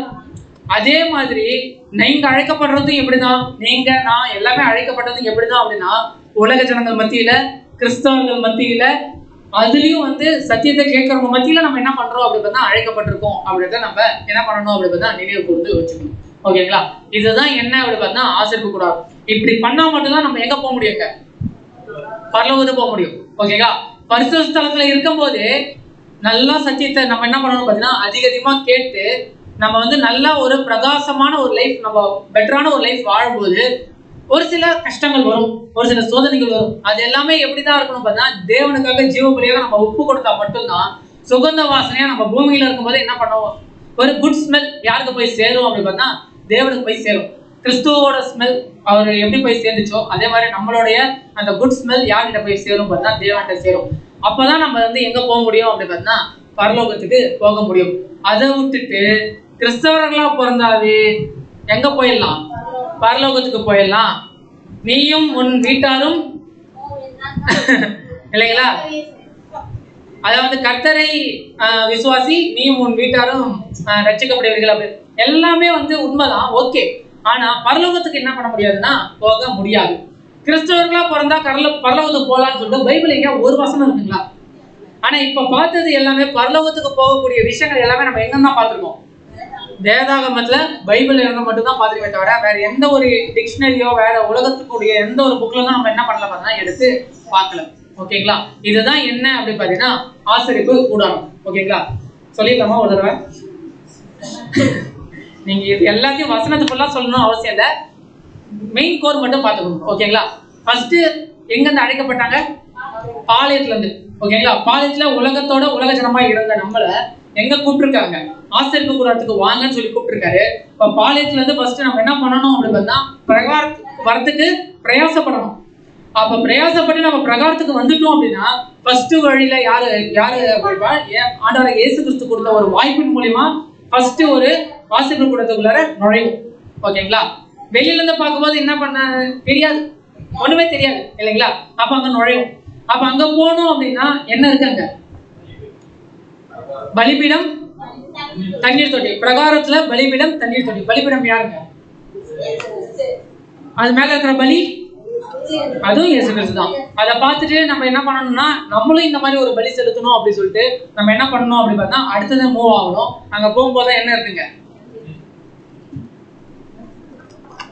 தண்ணி வேணுமா, தண்ணீர் தொட்டி வேணுமா? சரி, தண்ணீர் தொட்டியை கொடுத்துடலாம். யாருங்க தண்ணீர் தொட்டி? நம்ம ஆண்டவராகிய இயேசு கிறிஸ்து. ஓகேங்களா? அப்ப அந்த தண்ணீர் தொட்டி நம்ம ஆண்டவராகிய இயேசு கிறிஸ்து அவருக்குள்ள இருக்கிற சத்திய வசனத்தை எடுத்து நம்ம என்ன பண்ணணும் அப்படின்னு தான் கழுவணும். ஓகேங்களா? அது முடிச்சதுக்கு அப்புறம் எங்க போனோம், ஃபுல்லா சுத்திகரிச்சுட்டு எங்க போனோம் அப்படின்னு பார்த்தா பரிசுத்த ஸ்தலத்துக்கு போனோம். பரிசுத்த ஸ்தலத்துக்கு போனோம்னா எந்த வழியா தான் பிரவேசிக்க முடியும், இரண்டாம் திரைச்சிலையே கடக்கணும். அந்த இரண்டாம் திரைச்சிலை யாருங்க, நம்ம ஆண்டவராகிய இயேசு கிறிஸ்து. அப்ப அவர் வந்து ஒரு வழியை வந்து ஓபன் பண்ணிருக்காரு. அந்த வழிதான் என்னங்க, பரிசுத்த ஸ்தலத்துக்கு போறதுக்கு ஒரு வழியை வந்து ஓபன் பண்ணாரு நம்ம ஆண்டவராகிய இயேசு கிறிஸ்து. அதுதான் என்னதுங்க, ஞானஸ்தானம். சாதாரண ஞானஸ்தானம் இல்ல, கிறிஸ்துக்குள்ளான ஞானஸ்தானம். அந்த கிறிஸ்துக்குள்ளான ஞானஸ்தானம் எடுத்துட்டு உள்ளார போனோம் அப்படின்னா அங்க என்ன இருக்கும், மேஜை இருக்கும். மேஜைக்கு மேல என்ன முக்கியமான விஷயம், அப்பம். 66 புத்தகங்கள். ஓகேங்களா? அப்ப எல்லா சத்தியவசனத்தையும் நம்ம படிச்சு நம்ம நல்லா இருந்தோம் அப்படின்னா நம்ம எப்படி இருப்போம் இந்த உலகத்துக்கு அப்படி பார்த்தா குத்து விளக்கு எப்படி வந்து பிரகாசமா இருக்கோ, எப்படி பரிசுத்த ஸ்தலம் ஃபுல்லா எப்படி வந்து ஒரு ஒளியை கொடுக்குதோ அந்த மாதிரி நம்ம என்ன பண்ணுவோம் பார்த்தீங்கன்னா பிரகாசமா இருப்போம். அந்த பிரகாசமா இருந்ததோடு மட்டும் இல்லாம அடுத்தது என்ன பண்ணணும்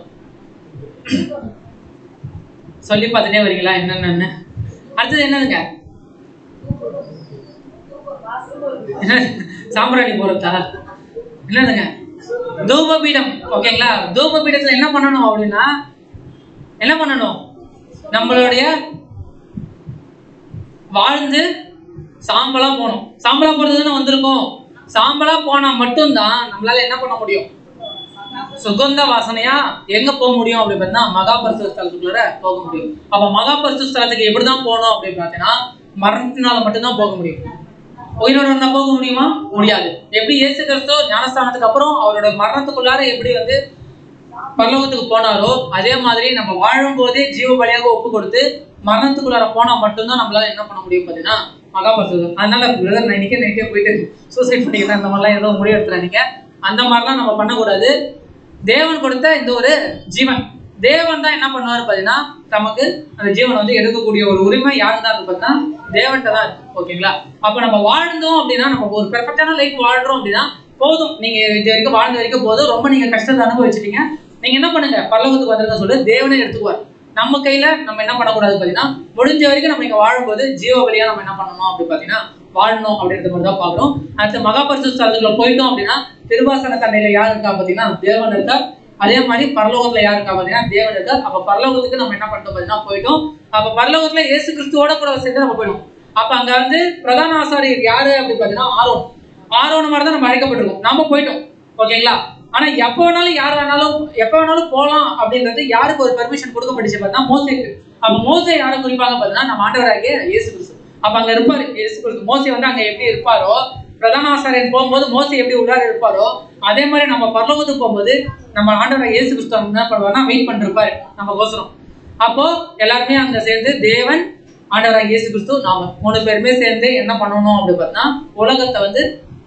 உலகத்தை என்ன பண்ணணுங்க, ஆசீர்வதிக்கணும். அதை பத்தி அப்புறம் வந்து பார்த்தா ஆளுகை செய்யணும். ஓகேங்களா? ஆளுகை செய்யும் போது உலக ஜனங்கள் எல்லாமே நம்மளோட சாக்ரிஃபைஸ், நம்மளோட வாழ்ந்த வாழ்க்கை எல்லாத்தையுமே என்ன பண்ணுவாங்க பார்த்தீங்கன்னா பார்ப்பாங்க. அதை தேவன் என்ன பண்ணுவார் பார்த்தீங்கன்னா, நம்ம எப்படி பைபிள் இப்ப படிக்கிறோமோ அந்த மாதிரி நம்மளோட வாழ்க்கைய பாடமா என்ன பண்ணுவாங்க பார்த்தீங்கன்னா தேவன் அங்க கொடுப்பாரு அப்படின்றத நம்ம பார்க்கணும். ஓகேங்களா? இதுதான் என்ன அப்படி பார்த்தீங்கன்னா ஆசீர்வாத கூடாரம். ஓகேங்களா? மொத்தம் 3 திரைச்சிலை. இங்க 1 2 3. ஓகேங்களா? மொத்தம் 3 திரைச்சிலை. 3மே யார் தான் அப்படி பாத்தீங்கன்னா நம்ம ஆண்டவராகிய இயேசு கிறிஸ்து தான். இதை பார்த்தா ஏதாவது வசனம் ஞாபகம் வருதுங்களா? கண்டிப்பா உங்களுக்கு வசனம் ஞாபகம் வரும். சொல்லுங்க.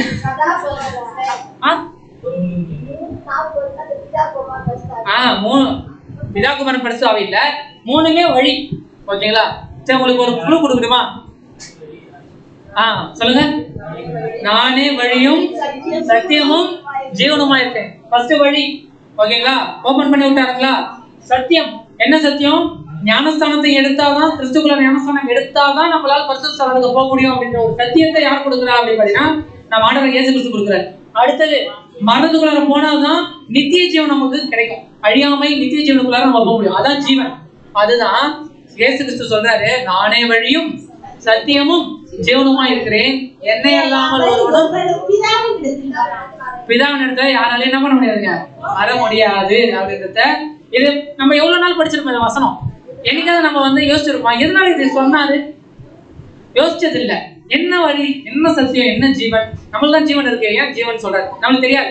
ஆனா இங்க இருக்க ஜீவனை பத்தி இயேசு கிறிஸ்து பேசல, அங்க கொடுக்கக்கூடிய நித்திய ஜீவனை பத்தி தான் பேசுறாரு. அந்த நித்திய ஜீவனுக்கு போனா 3வது வழி என்ன அப்படின்னா அவருடைய மரணம். ஓகேங்களா? அதுதான் நானே வழியும் சத்தியமும் ஜீவனுமா இருக்கிறேன். ஓகேங்களா? இதுதான் என்ன அப்படின்னு பாத்தீங்கன்னா ஆசரிப்பு கூடாரம். அப்ப கிறிஸ்து இல்லாம நம்மளால எங்க போக முடியாது? பிதாவின் இடத்துல போக முடியாது. கிறிஸ்தவர்களா பிறந்தா மட்டுமே பிதாவின் இடத்துல போக முடியாது. அப்ப பல விஷயத்த நம்ம என்ன பண்ணணும் அப்படின்னா கடக்கணும். அதே மாதிரி கிறிஸ்துக்குள்ளான ஞானஸ்தானம் எடுக்கும். நம்ம எடுத்த ஞானஸ்தானம் எல்லாமே ஞானமே இல்லாம ஒரு ஸ்தானம் தான் தவிர இது ஞானஸ்தானம் இல்லை. ஏன் அப்படின்னா ஞானஸ்தானம் எத்தனை பேர் எடுத்துருக்கீங்கன்னு சொல்லிட்டு நீங்க தைரியமா கை தூக்கிட்டீங்கன்னா ஓகே. அப்போ என்ன அப்படின்னா நம்ம வந்து அந்த கிறிஸ்துக்குள்ளான ஞானஸ்தானம் எடுத்த அந்த ஒரு லைஃப் நம்ம இன்னும் என்ன பண்ணல அப்படின்னா வாழ ஸ்டார்ட் பண்ணல. அப்ப நம்ம எப்ப வாழ ஸ்டார்ட் பண்றோமோ அப்பதான் அந்த கிறிஸ்துக்குள்ளான ஞானஸ்தானம் எடுக்கிறோம் அப்படின்றத நம்ம பாக்குறோம். ஓகேங்களா? ரொம்ப கொஞ்சம் பெரிய பாடம் தான், ஆனா ரொம்ப முக்கியமான ஒரு பாடம். நம்ம பரலோகத்துக்கு போகக்கூடிய விஷயத்த தேவன் எங்க வச்சிருக்காங்க? ஆசீர்வாத கூடத்துக்குள்ள வச்சிருக்காரு. இதுவே என்னதுங்க? பேசிக் தான். இதுவே எப்படி இருக்கு? அப்ப ஒரு விஷயத்தையும் எடுத்து படிக்கும் போது ஒன்னொன்னும் அப்ப எப்படி இருக்கும்? செம்புலாம் வந்து நம்ம ஈஸியா சொல்லிட்டு போயிட்டோம். திருப்பன்னு செம்புனா என்ன அர்த்தம்ன்றது இருக்கு. அந்த பாதம்னா என்ன அர்த்தம்? வெள்ளி கொக்கி நம்ம சொற்கள்னு சொல்லிட்டு போயிட்டோம். அப்ப அந்த வெள்ளி கொக்கி வந்து எப்படி செய்யப்பட்டுச்சு, எப்படி அதை வளைஞ்சு இருக்கும் இல்லைங்களா? அதெல்லாம் நீங்க தனித்தனியா எடுத்து படிக்கும் போது அது பல ஒரு வருஷத்துக்கு மேலே அதை என்ன பண்ணலாம் பாத்தீங்கன்னா படிக்கலாம். அந்த அளவுக்கு இருக்கு ஆசீர்வாத கூடத்துக்குள்ளார. தேவன் இஸ்ரேல் ஜனங்களுக்கே வெளிப்படுத்தாத ஒரு விஷயத்த நமக்கு வெளிப்படுத்திருக்காரு. சரி, கடைசியா ஒரு கேள்வி. இந்த இடத்துல நாம எங்க இருக்கோம்? முதல் கேட்ல இருக்குங்களா? முதல் கேட்டுக்கு முன்னாடி. ஓகேங்களா? பாளையத்துல இருக்கும். பிரகாரத்துக்கிட்ட போயிட்டோம், ஆனா பிரகாரத்துக்குள்ளார போல, இன்னும் உள்ளார போல. எங்க நிக்கிறோம் அப்படின்னு பாத்தீங்கன்னா பிரகாரத்துக்கூட எட்டி அந்த ஸ்கிரீன் வழியா எட்டி பாருங்க என்ன நடக்குது உள்ளார. ஏதோ நடக்குதாச்சு. ஏதோ பண்றாங்க, ஏதோ சத்தியம்ன்றாங்க, ஏதோ சொல்றாங்க, இப்படிதான் வாழணும்ன்றாங்க அப்படின்னு சொல்றாங்களே அப்படின்னு சொல்லிட்டு ஸ்கிரீன் வழியா என்ன பண்றோம், எட்டி எட்டி பார்த்துட்டு இருக்கோம். அப்பப்ப எட்டி பாக்குறவங்க உள்ளார வந்து உட்காரோம் அப்படின்னா சத்தியத்துக்குள்ளார நம்ம முழுமையா வரும் அப்படின்னு அர்த்தம். ஓகேங்களா? ஆனா இதுக்குள்ளார வராம இருக்கிறதுக்கு ஒருத்தவன் நம்மள என்ன பண்ணுவான், டார்ச்சர் பண்ணுவான். யாருங்க? எதிராளி ஆகிய பிசாசாவன். சரி, யார் அந்த சாத்தான் அப்படின்றத அடுத்த வாரம் நம்ம என்ன பண்ணலாம் அப்படி பார்த்தீங்கன்னா 5:30 மணிக்கு நம்ம பார்க்கலாம். அதுவரை தேவன் தாமே ஆசீர்வதிப்பாராக. ஆமென்.